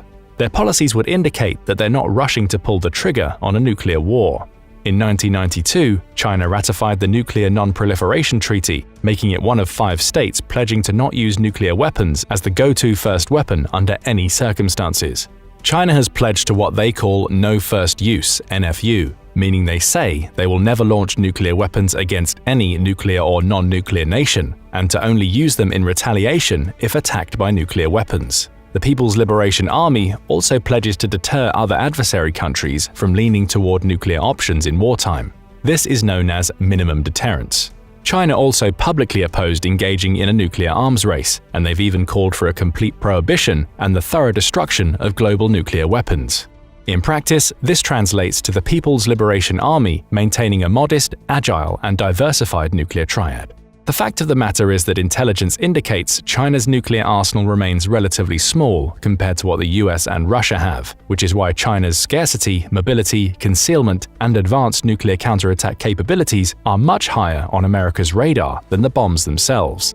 Estimates vary, but intelligence sources indicate that China's total nuclear warhead stockpile is believed to be in the low hundreds. But even with these outwardly ethical practices and self-defense policies, it's no wonder other leaders on the global stage have recently felt heightened fears about wars between China and Taiwan when so little is known about their nuclear triad of road, silo, and submarine launchers. Some of those fears and unanswered questions grew as President Xi's corruption purge at the end of 2023 took place. Here's what happened. More than a decade ago, Xi Jinping set out to clean up his once corrupt military. A probe into the recent sweeping military purge indicates that there have been efforts to ensnare more than a dozen senior officials in the last 6 months of 2023. These details indicate that this was China's largest crackdown on the country's military in modern history. The most recent purge came just before the new year. In the last week of December, China's top legislative body unseated 9 defense figures, including 5 top brass members linked to the missile force. 2 others were with the Equipment Development Department, which is charged with arming the military. Not even a week before that, China's main political advisory board removed 3 executives from missile manufacturers. Back in March of 2023, PLA Rocket Force commander Wei Feng publicly resigned from his post. This was a planned departure following a regular duration of his tour, but strangely, he's not been seen publicly since. He wasn't the only official to vanish. Washington Post reporters noted that Chinese Defense Minister Li Shangfu was last seen in August of 2023 with authorities. He was meeting with higher-ups, while US officials said he was about to be removed from his post. Following the meeting, Li Shangfu hasn't made a public appearance, and on paper, he's been relieved of his duties. On the same day, Dong Jun, a Chinese ex-Navy chief with a South China Sea background, was named Li's replacement as defense minister. A month before that, in July of 2023, former Foreign Minister Qin Gang was outed from his post in the military, even as he remained absent for over a month. What's even more alarming, Qin was last seen in public on June 25th, seen walking side by side with Russian Deputy Foreign Minister Andrei Rudenko, who flew into Beijing to meet with officials. Qin was supposed to meet with EU officials in July, but China suddenly cancelled the talks without explanation. The Chinese military's official newspaper pledged on the 1st of this year to wage a war on the graft, signaling that more purges could be on the horizon. The purge totals 22 high-profile officials being stripped of their ranks, or going missing altogether. What's more alarming, American officials argue, is that these are just the removals and disappearances that Beijing has made public.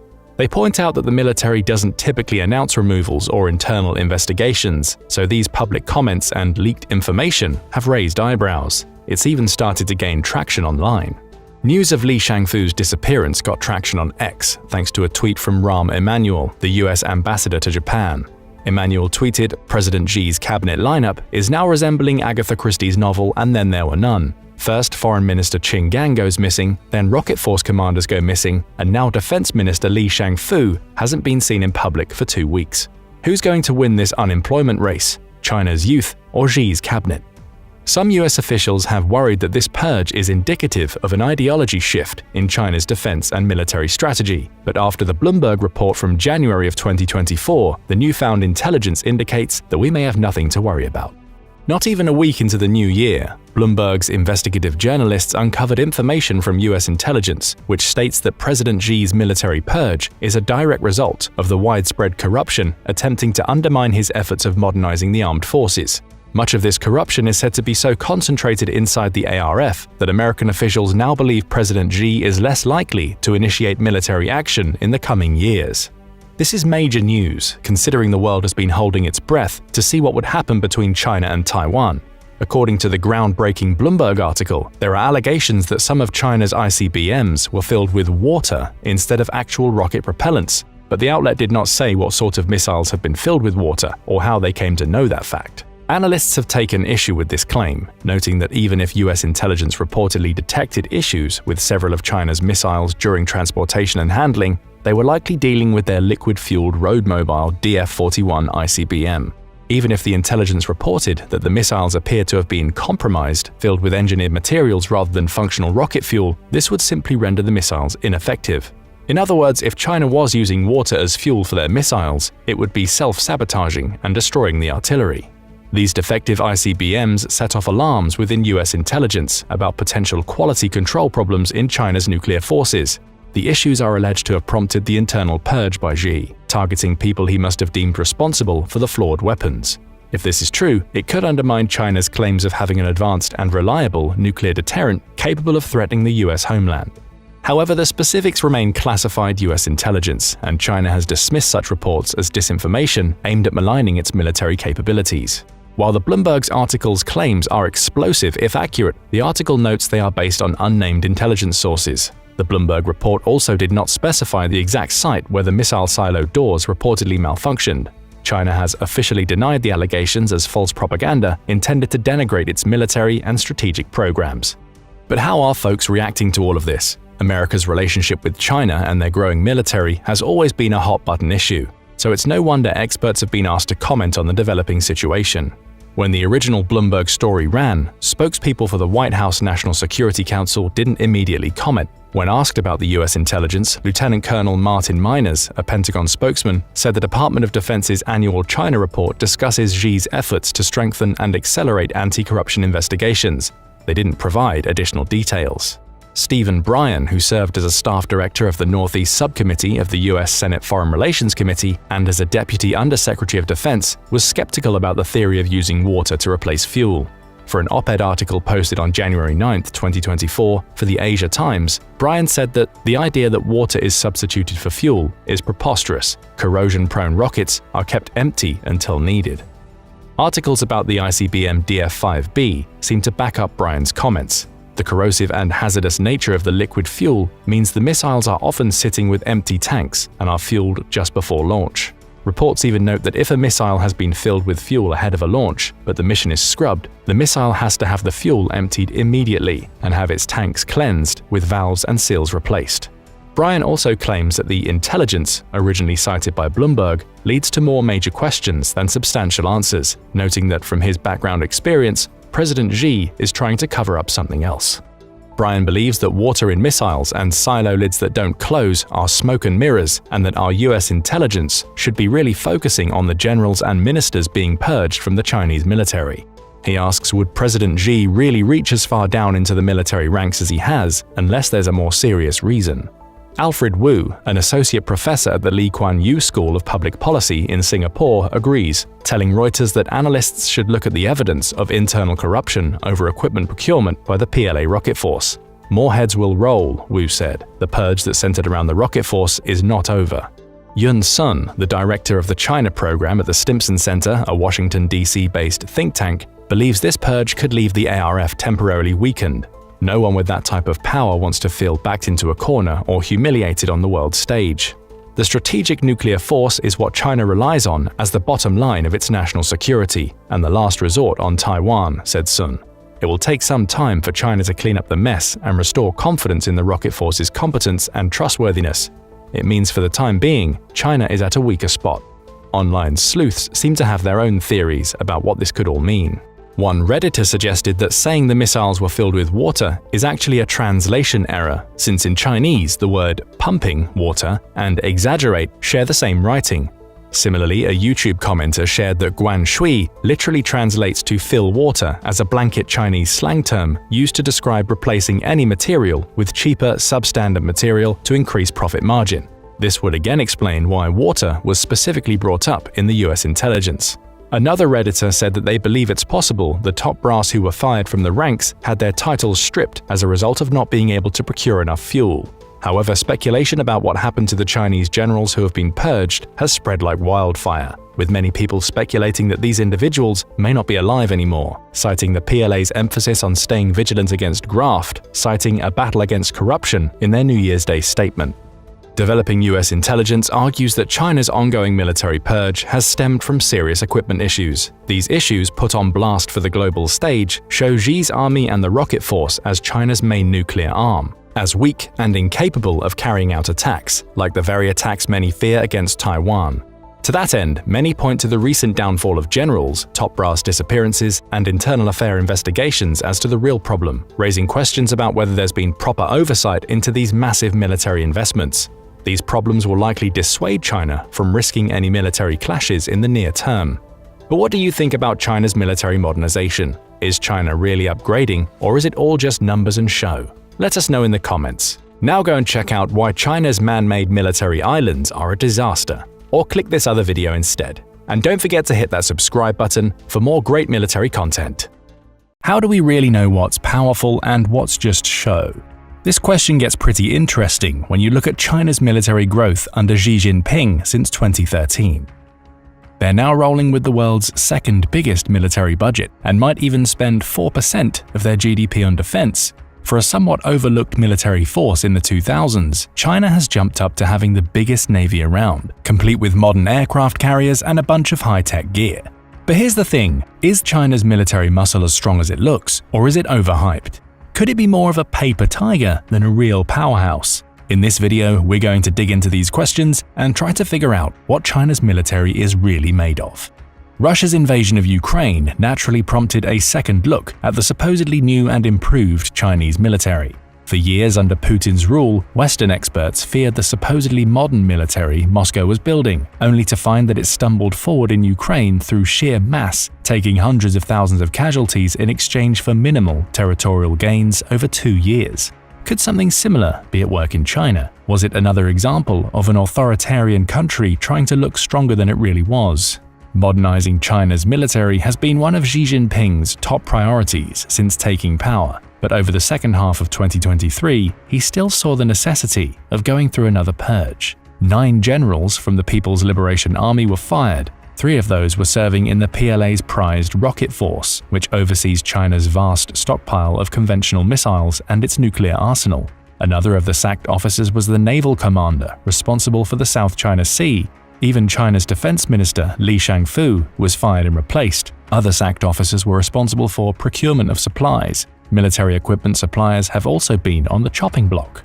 Neither Xi nor sources close to him have given a reason for the purge, but as early as December 30th, analysts guessed that it involved corruption over the acquisition of military equipment. As we've seen in Ukraine, such centers of corruption will prove disastrous for a fighting force in the field. Perhaps it shouldn't be surprising that Xi became so concerned. In January 2024, some of the clouds began to lift. American intelligence sources revealed that China's rocket force had taken to fielding missiles filled with water rather than fuel, and that some of the country's silos were constructed with improper lids, which would prevent missiles stored in them from being launched. To make matters worse for the Chinese military, US intelligence suggested that corruption in the rocket force and the broader PLA was so damaging that Xi would need to recalculate whether China would be able to make any military moves in the foreseeable future. In its official New Year's Day statement released in Mandarin, the PLA said it was in a battle against corruption and reminded its personnel to stay vigilant. The reports from American intelligence did not state which missiles had been filled with water, but either way, the PLA rocket force's prestige has taken a big blow, which is dangerous for China. Much of its military buildup and approach to deterrence has involved the acquisition of thousands of ballistic and cruise missiles as part of its anti-access area denial strategy for a confrontation with the United States. If it cannot effectively carry out this strategy, it cannot contest the US military around the First Island chain. Tom Shugart, a former officer in the US Navy, now with the Center for a New American Strategy, accurately called the rocket force China's crown jewel and a center of gravity for the Chinese military. For China, this is the force that must be the most effective in carrying out its mission, and yet it might be one of the centers of corruption. Yao Cheng, a former lieutenant colonel with the PLAAF who defected to the United States in 2016, discussed the extent of corruption in the Chinese military with Radio Free Asia after the recent reports emerged. The budget for dinners and gifts is taken from the equipment department. Some military departments have no money, and if they need money, their chief has to allocate some from the equipment budget. The equipment budget would have been sufficient, but not after being misappropriated. When I was in the military, we would drain fuel from aircraft fuel tanks for cooking, which burns green and has no smell at all. When we would eat hot pot, we would take out the solid fuel in the missiles piece by piece because there were insufficient supplies. I would often go along to the armory and ask them for a small round piece of solid fuel when we wanted to have hot pot. Unfortunately for China, the problems in its military go far deeper than its vaunted rocket force. China's new navy is another item of pride for its military. Under Xi, China has steadily grown to a relative level of sea power that it has arguably not seen since the days of the Ming treasure fleets under Zheng He in the 15th century. China now has the world's largest navy by number of vessels, with 426 units in its fleet as of January 2024. Among these are 3 aircraft carriers, the Liaoning, the Shandong, and the Fujian. The Fujian is a step above the other 2, as it's the first Chinese aircraft carrier to use a catapult system, which allows its planes to be launched faster than the ski jump system used on its other carriers, which are based on Russian designs. The Liaoning is in fact the sister ship of Russia's troubled Admiral Kuznetsov aircraft carrier. The Fujian is only the second ship in the world to have an electromagnetic catapult, coming after the USS Gerald R. Ford. This is a big step forward because traditional steam catapults require more maintenance than an electromagnetic one. The Fujian's arrival was therefore a symbol to both China and the wider world about its growing naval capabilities. Although the new aircraft carriers represent a significant improvement in China's navy, they are not all they're cracked up to be. The aircraft carrier is useless unless there are planes to fly from it. This is a problem for the PLAN, as China has a serious shortage of trained naval aviators. As a sign of its commitment to naval aviation, China established the Naval Aeronautical University in Yantai in its Shandong province in 2017. The new institution meant that the PLAN would be emphasizing training naval pilots on its own, rather than continuing with the previous practice of picking them out of the PLAAF's ranks. Unfortunately for Beijing, China's lack of institutional experience has been quick to show itself, and the new institution has lacked the necessary equipment to bring it up to par with American standards. One of China's biggest problems is that it lacks a plane dedicated to training aviators in taking off and landing on a carrier. The current plane for this purpose is the JL-9G, which was first unveiled in 2011. This plane can't be used to simulate emergency landings on a carrier because it flies too slowly and because the plane itself is too light. Because of these design flaws, China's would-be naval aviators are limited to training on land-based simulated carriers. China has only one carrier-based fighter, the Shenyang J-15 Flying Shark, but only about 60 of them have been built. It's also a much heavier aircraft than the JL-9G, with an empty weight of 17.5 tons, compared to the JL-9G's 7.8. The J-15 has a top speed of Mach 2.4, compared to the JL-9G's Mach 1.05. The differences between the two planes make China's current training regimen less than ideal for fielding pilots for the PLAN. The result is that China has had a tough time fielding a roster of 200 pilots to operate 130 aircraft for its aircraft carriers. The Fujian in particular has another problem. Although it resembles American aircraft carriers in some important ways, its insides are much different. Unlike them, it's not powered by nuclear propulsion. Instead, the Fujian is powered by steam turbines and boilers. As a result, the Fujian lacks the range and operational durability of its American rivals. It will not be able to stay at sea as long as they can. This is less of a problem when China expects a confrontation to take place close to its home waters. However, Xi Jinping has made building a world-class military by the middle of the century one of his highest priorities. For greater power projection capable of competing with the United States on a global level, the Fujian falls short, even if it could adequately staff its pilots and aircraft roster. The weaknesses in the Fujian and China's previous two aircraft carriers are partly why efforts are underway to build a fourth aircraft carrier, the Type 004. This one will be nuclear-powered. In late 2023 and early 2024, the Fujian began its sea trials, signaling that it was almost ready for frontline service. In February 2024, China was seen testing an unspecified carrier-based aircraft that a few observers have called the J-35, which would be China's second fifth-generation aircraft.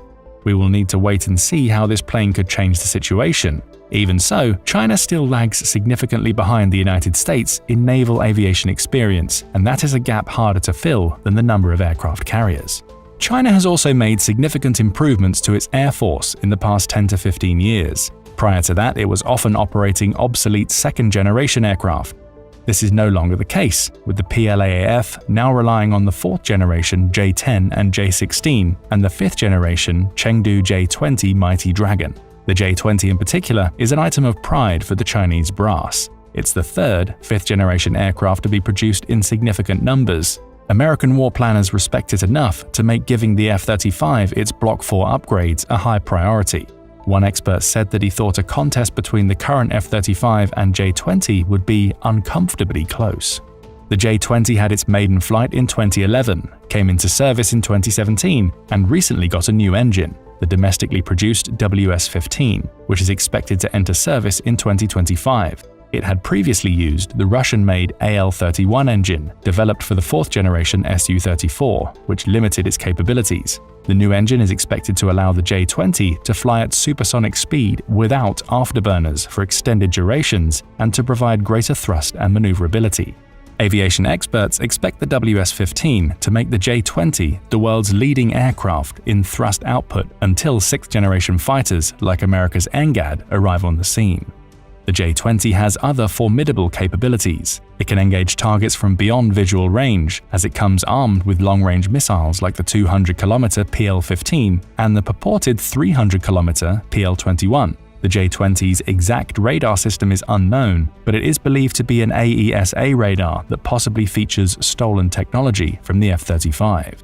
Like the Lightning II, the J-20 mounts electro-optical and infrared sensors on its frame to provide 360-degree coverage for sensor fusion and can likely share this data with friendly assets elsewhere. If so, there is potential for the J-20 to act as an airborne early warning and command and control plane, leaving out the need for specialized, large and slow aircraft to perform this purpose. Despite the J-20s being a clear advancement in China's domestic aviation and arms industries, even some Chinese experts say their new plane is not up to America's best fighters. One analyst in Beijing's Wang security think tank mentioned that the F-35's XA-100 engine is at least a decade ahead of the WS-15. Some international aviation experts report that the J-20 lacks maneuverability, which would make it vulnerable in a dogfight with enemy fighters. Others disagree, but this is of secondary importance. The worst thing is that some aviation experts also question whether the J-20 is a true fifth-generation aircraft, a true stealth fighter. While acknowledged as being stealthier than Russia's Su-57 Felon, the F-22 and F-35 likely have significantly lower radar cross-sections than the J-20, which would give them a big advantage in a confrontation. Like the Su-57, the J-20 has its highest-performing stealth features concentrated in the front of the plane, while comparatively lacking from the sides and rear. This might be fine if the J-20 approaches its targets from the front, but if it needs to turn or maneuver, it is likely significantly more visible and imperiled. In contrast, the F-35 reportedly has the radar cross-section of a metal golf ball at about 0.001 square meters. If so, this would likely give the F-35 an advantage between 1 and 2 orders of magnitude in stealth compared to the J-20. The F-22 would also be stealthier than the J-20 on this assessment, although the USAF brass acknowledged it is less stealthy than the F-35. The J-20's radar, while an advancement, is also not all it's cracked up to be. Because the J-20 began with the JXX program of the 1990s, its radar is an early Chinese AESA radar. Although this is a big step up compared to China's previous fighter aircraft and likely gives the J-20 enhanced situational awareness and detection against targets with low cross-sections, it's still hard-pressed to match the F-35's AN/APG-81, much less the coming AN/APG-85, and likely can't replicate the F-35's flying supercomputer attributes.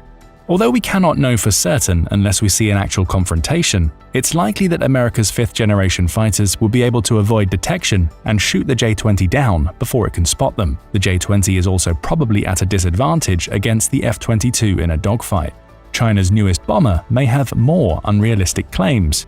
Since China has tried to evolve its military into one capable of strategic power projection rather than a fighting force more suited to defense, it has also seen a need to upgrade its bomber force. In 2016, it revealed a new bomber, the Jian H-20, which it sought to be an answer to America's stealth bombers, the B-2 and coming B-21, and the final piece of its nuclear triad. Initial reports suggested that the H-20 would have a range of 10,000 kilometers. This is a range greater than the B-2, and one which would put all American and Allied targets in the Indo-Pacific region in danger. It could also put Hawaii in danger, and if the bomber took an Arctic flight route, such a range would be sufficient to reach the 49 other states, that is without aerial refueling. The H-20 has other reportedly impressive features. It may be able to carry a payload between 10 and 20 tons, in line with the B-2's 18. Chinese sources claim that the payload will far exceed the B-2 with a 45-ton limit. The new bomber will also supposedly carry 4 stealth or hypersonic missiles. The H-20 seems to be a plane designed for deep penetration missions, relying on stealth features rather than speed or maneuverability to get within an enemy's air defense zone. The bomber's exterior appears to have a stealth design with a blended wing body, embedded engine, and lack of vertical structures. The fact that this purported design looks like a knockoff of the B-2 reveals China's intentions for it. It should also come with a new AESA radar to better identify threats and high-priority targets, and for improved electronic warfare attributes. The H-20, if it were to come online, would be a big improvement over China's current go-to bomber, the X-6, which is based on the Soviet Tu-16 Badger that originated in the early 1950s. But there are problems for Beijing. One of them is that this bomber has yet to fly and seems to be behind schedule. In July 2022, Chinese media sources reported that the H-20 was close to ready for its maiden flight. This has still not occurred as of February 2024. Plans are in place for the bomber to be operational before the end of the decade, but China has yet to even publicly unveil it. The most anyone has seen of it is on 2 videos. The first was a 2018 video released by the H-20's manufacturer, the Aviation Industry Corporation of China (AVIC). The footage revealed an airplane underneath a large drape. The second came in a PLAAF recruiting ad in 2021, which revealed a previously unknown flying wing-type aircraft reflected on the visor of a pilot. Perhaps there are reasons for its lack of a maiden flight. A plane with the H-20's purported wing design would need to be much larger than thought in order to carry a 45-ton payload. Meanwhile, to carry its large payload over its supposed long range, the H-20 would need to carry much more fuel than a typical bomber. When reporting on the H-20 in its assessment of Chinese air power in 2020, the Pentagon believed it would have more modest features, such as an 8,500-kilometer range and a 10-ton payload. The Pentagon concedes that the H-20 is a significant leap from China's current bomber capability, but believes that the claims some have made of it are too unrealistic. In terms of stealth, the H-20 will be much less detectable than China's traditional bombers. However, its design may not be as good as the B-2 or B-21. The bomber may be able to adjust its wings from angled to straight in order to improve its stealth. If not, the angled protrusion will make it less stealthy. Even the presence of an adjustable seam for the wings would make the plane more detectable than if it had a smooth design. The wing configuration, while a leap forward, still suggests that China is learning when it comes to engineering stealth aircraft.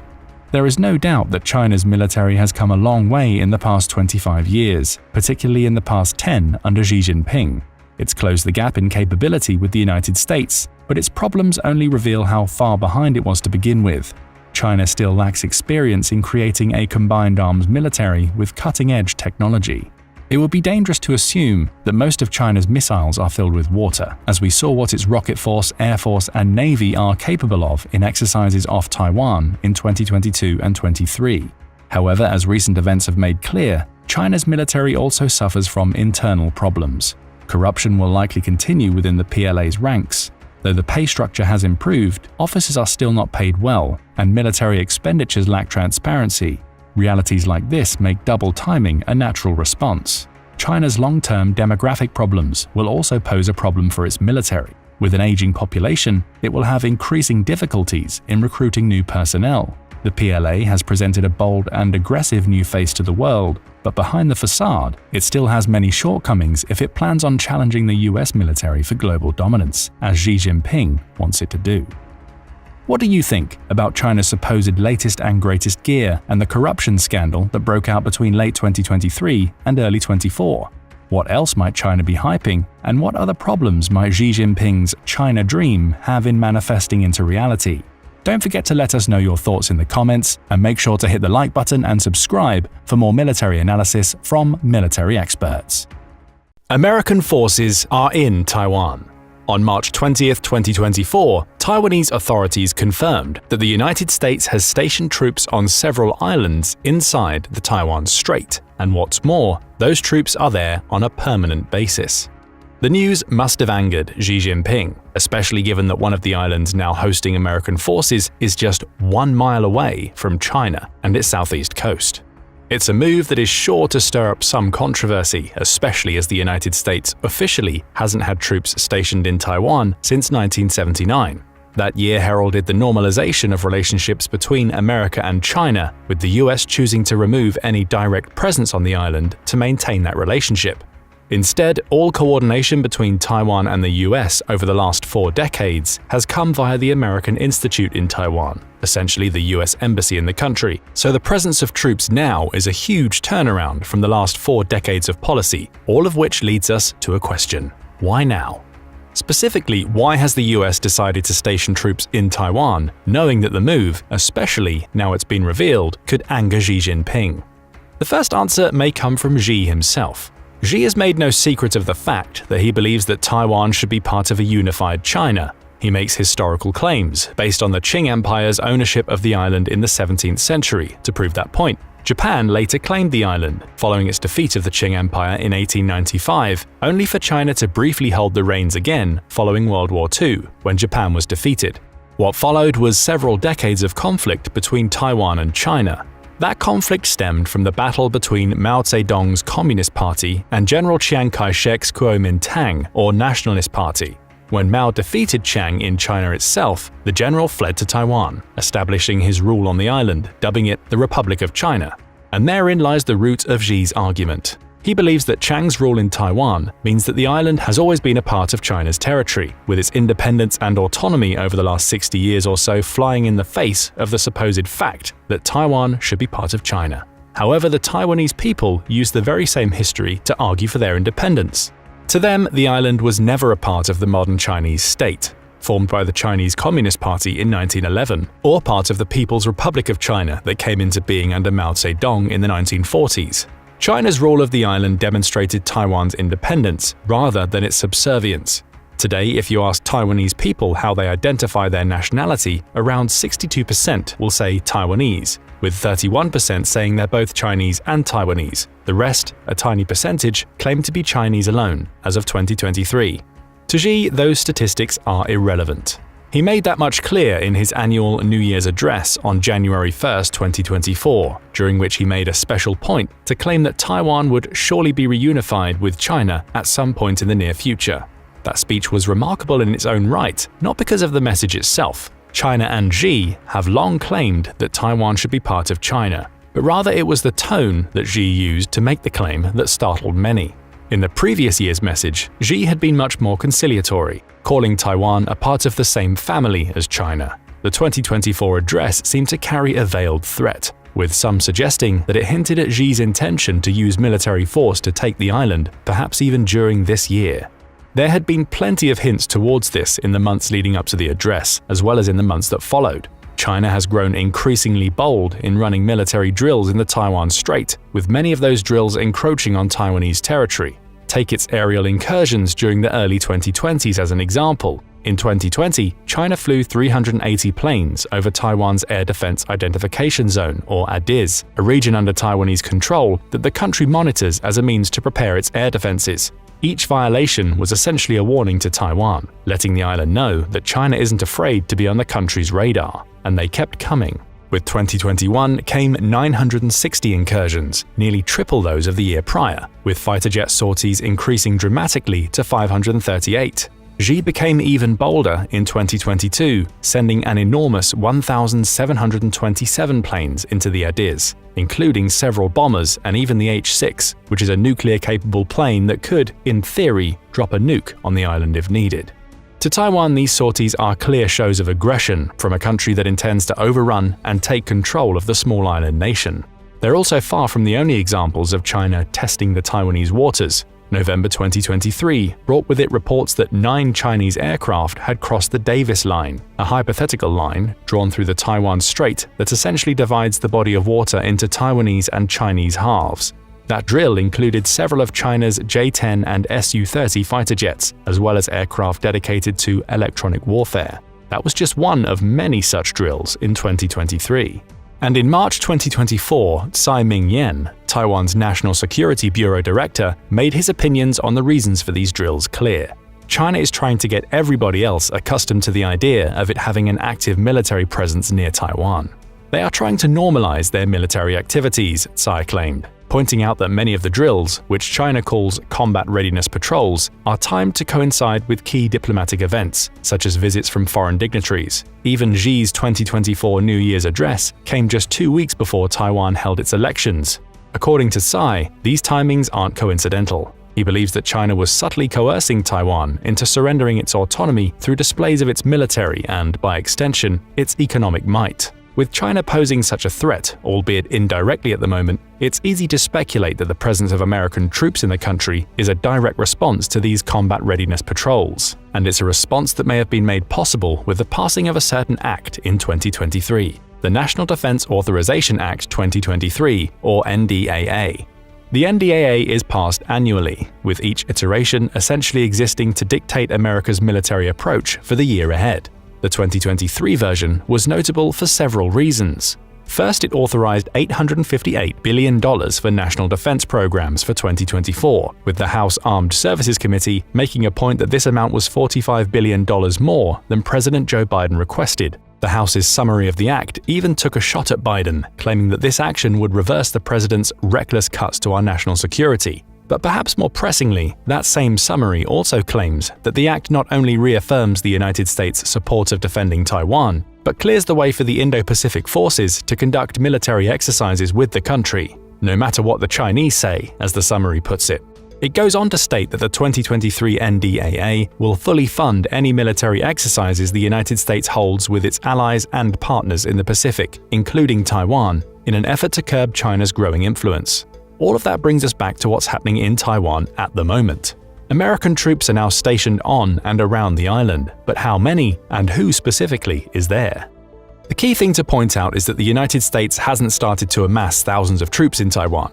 It's not building a fighting force in the country, and the volume of troops deployed so far will be able to do little in defense of Taiwan were China to launch an attack today.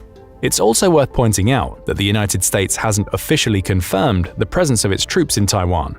Instead, the confirmation comes from Taiwan's defense chief, Chi Kuo-cheng, who has this to say when he was asked to confirm reports that US Army Green Special Forces had been stationed permanently on the island. No matter the situation, there may be blind spots or shortcomings, so we need to communicate with our allies, whether it's as a team, a group, or a country. While that sounds somewhat vague, it's also not a denial of the reports. As such, it's safe for us to assume, and indeed the media to report, that US Army Green Special Forces, also known as the Green Berets, are stationed in Taiwan. That brings us to two more questions. Where are the Green Berets stationed, and what will they be able to do for Taiwan? Before answering those questions, it's worth exploring who the Green Berets are and what they traditionally do. According to Military One source, the Green Berets are military legends, as a special forces team that employs guerrilla warfare tactics to take on terrorists, often on the terrorists' turf.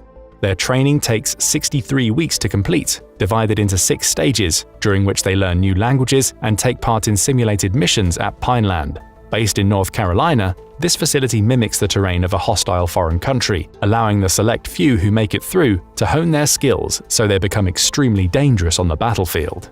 While that all may seem hyperbolic, there's no denying that the Green Berets are often seen as the elite of America's special forces. They've also been used throughout history to provide special training to America's allies. We saw this during the Vietnam War, when the team was among the first American troops committed to the country, where they trained 58 members of the South Vietnamese Army to arrange a counterattack against the Viet Cong. By the time the United States withdrew from that war, the Green Berets were assisting over 80,000 soldiers in the fight. In short, and as the Green Beret Foundation puts it, the Green Berets are the best trained soldiers the US has and are typically deployed for the most complex missions. And they're now in Taiwan. While Taiwan's defense ministry hasn't commented on specific plans for the troops the US has sent over, Newsweek reports that a handful of Green Berets are stationed with the 101st Amphibious Reconnaissance Battalion, which is one of Taiwan's special operations groups on 2 islands, Penghu and Kinmen. Both are tactically important locations if a war breaks out between China and Taiwan.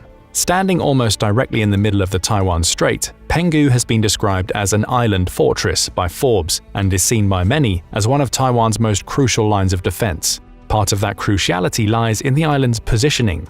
To attack Taiwan, China would have 2 options.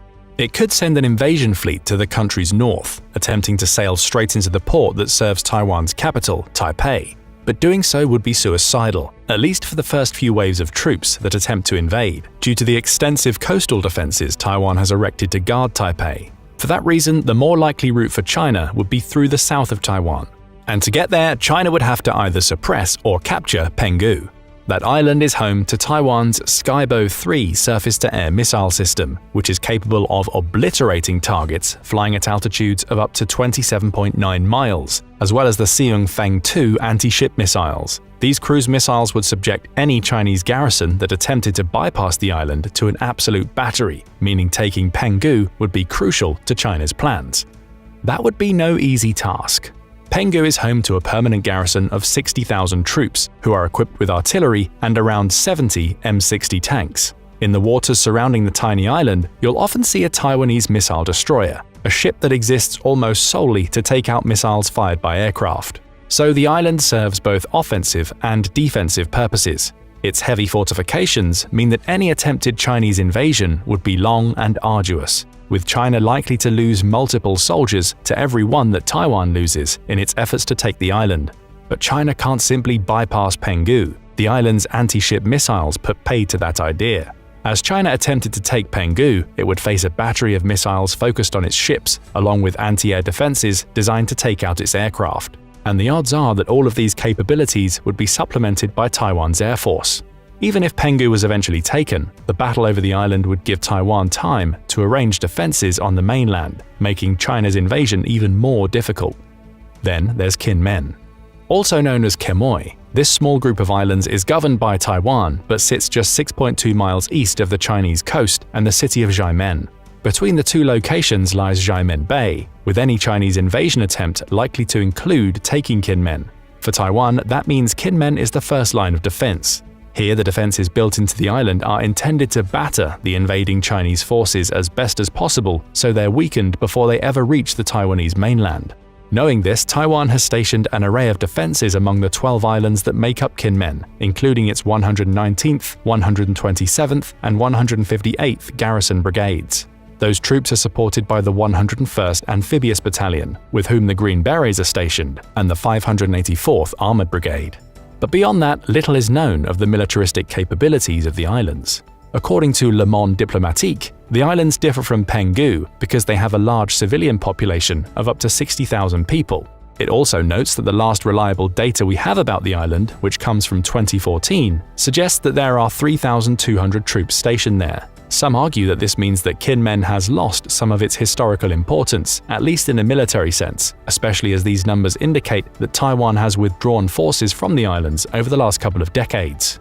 The introduction of the Green Berets into Kinmen suggests otherwise. What seems more likely is that Kinmen, in addition to being the initial front line of a war between China and Taiwan, could become home to guerrilla forces that fight China as it attempts to take the islands. The presence of the 101st Amphibious Battalion also suggests that Kinmen could serve as the launching point for special operations inside China itself, aided by the island's close proximity to the Chinese mainland. So it's clear that these two locations hold strategic importance for Taiwan. Which brings us back to the question, what are the Green Berets doing on Penghu and Kinmen? Officially, or at least from what we can glean from Taiwan's comments, the Green Berets are stationed on these islands in a training capacity. Chu Kuo-cheng hinted at this when responding to reporters' questions about the presence of American troops. "We can learn from each other to see what strengths we have," he said, before going on to state that the arrangement was a fixed thing.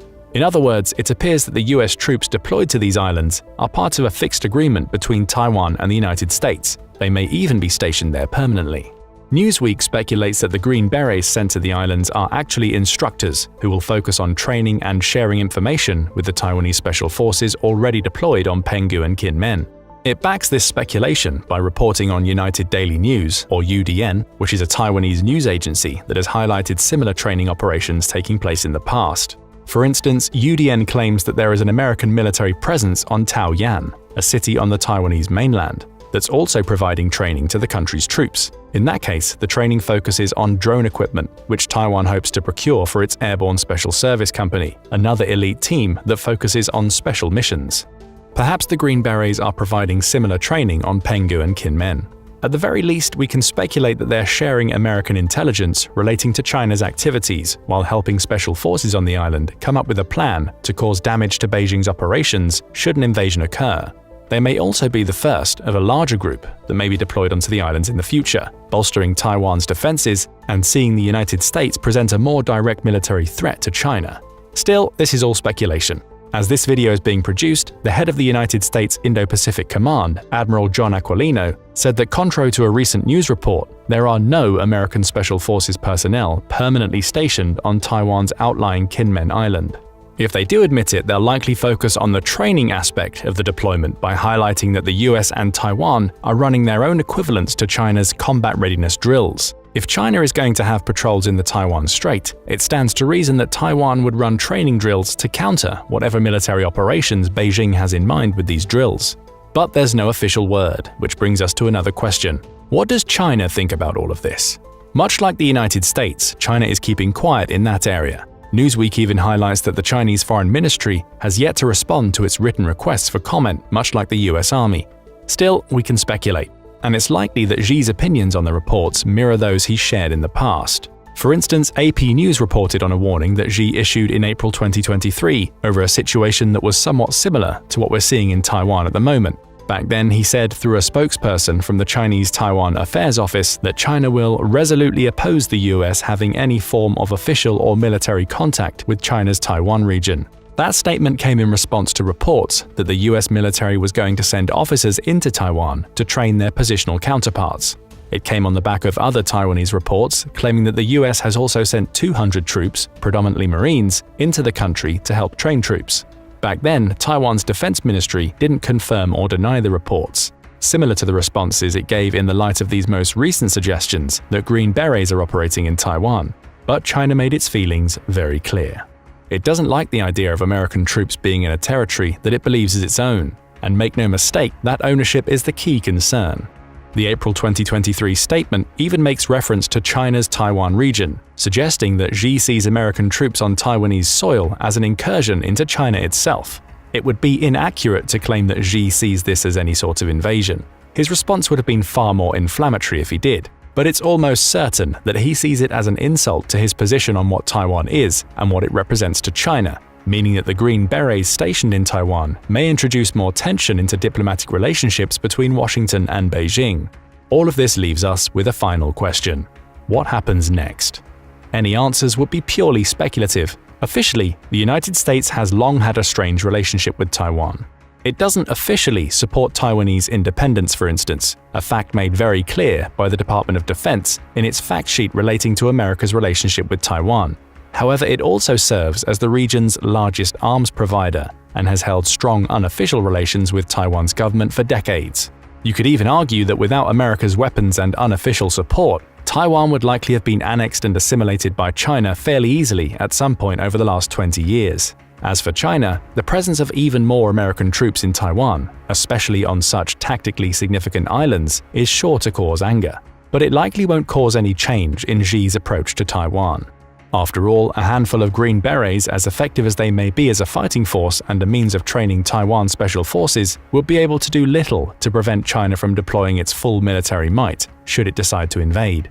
Furthermore, the unofficial nature of America's relationship with Taiwan makes it difficult to anticipate what the US would do if China did invade. Would it deploy troops directly? Or would it sit back and hope Taiwan can defend itself with the help of the weapons it's bought from America and the training it's currently receiving from US troops? Perhaps the answer to those questions lie in how much of a threat the US believes China would pose should it take control over Taiwan. Its response will be measured by that threat determination, with the likelihood being that the US would argue for the maintenance of the status quo while continuing to support Taiwan indirectly for as long as it's able to hold out. And it's with that we turn things over to you. With reports of Green Berets being in Taiwan all but confirmed, what do you think this all means for Washington's relationships with both Beijing and Taipei? Do you think Xi Jinping is going to come up with a response, perhaps by ramping up his combat readiness patrols in the Taiwan Strait? And do you think America's presence in Taiwan will have an impact on his plans for the island? Let us know what you think in the comments section, and thank you for watching the video. Now go and check out Taiwan's strategy to counter Chinese invasion, or click this other video instead.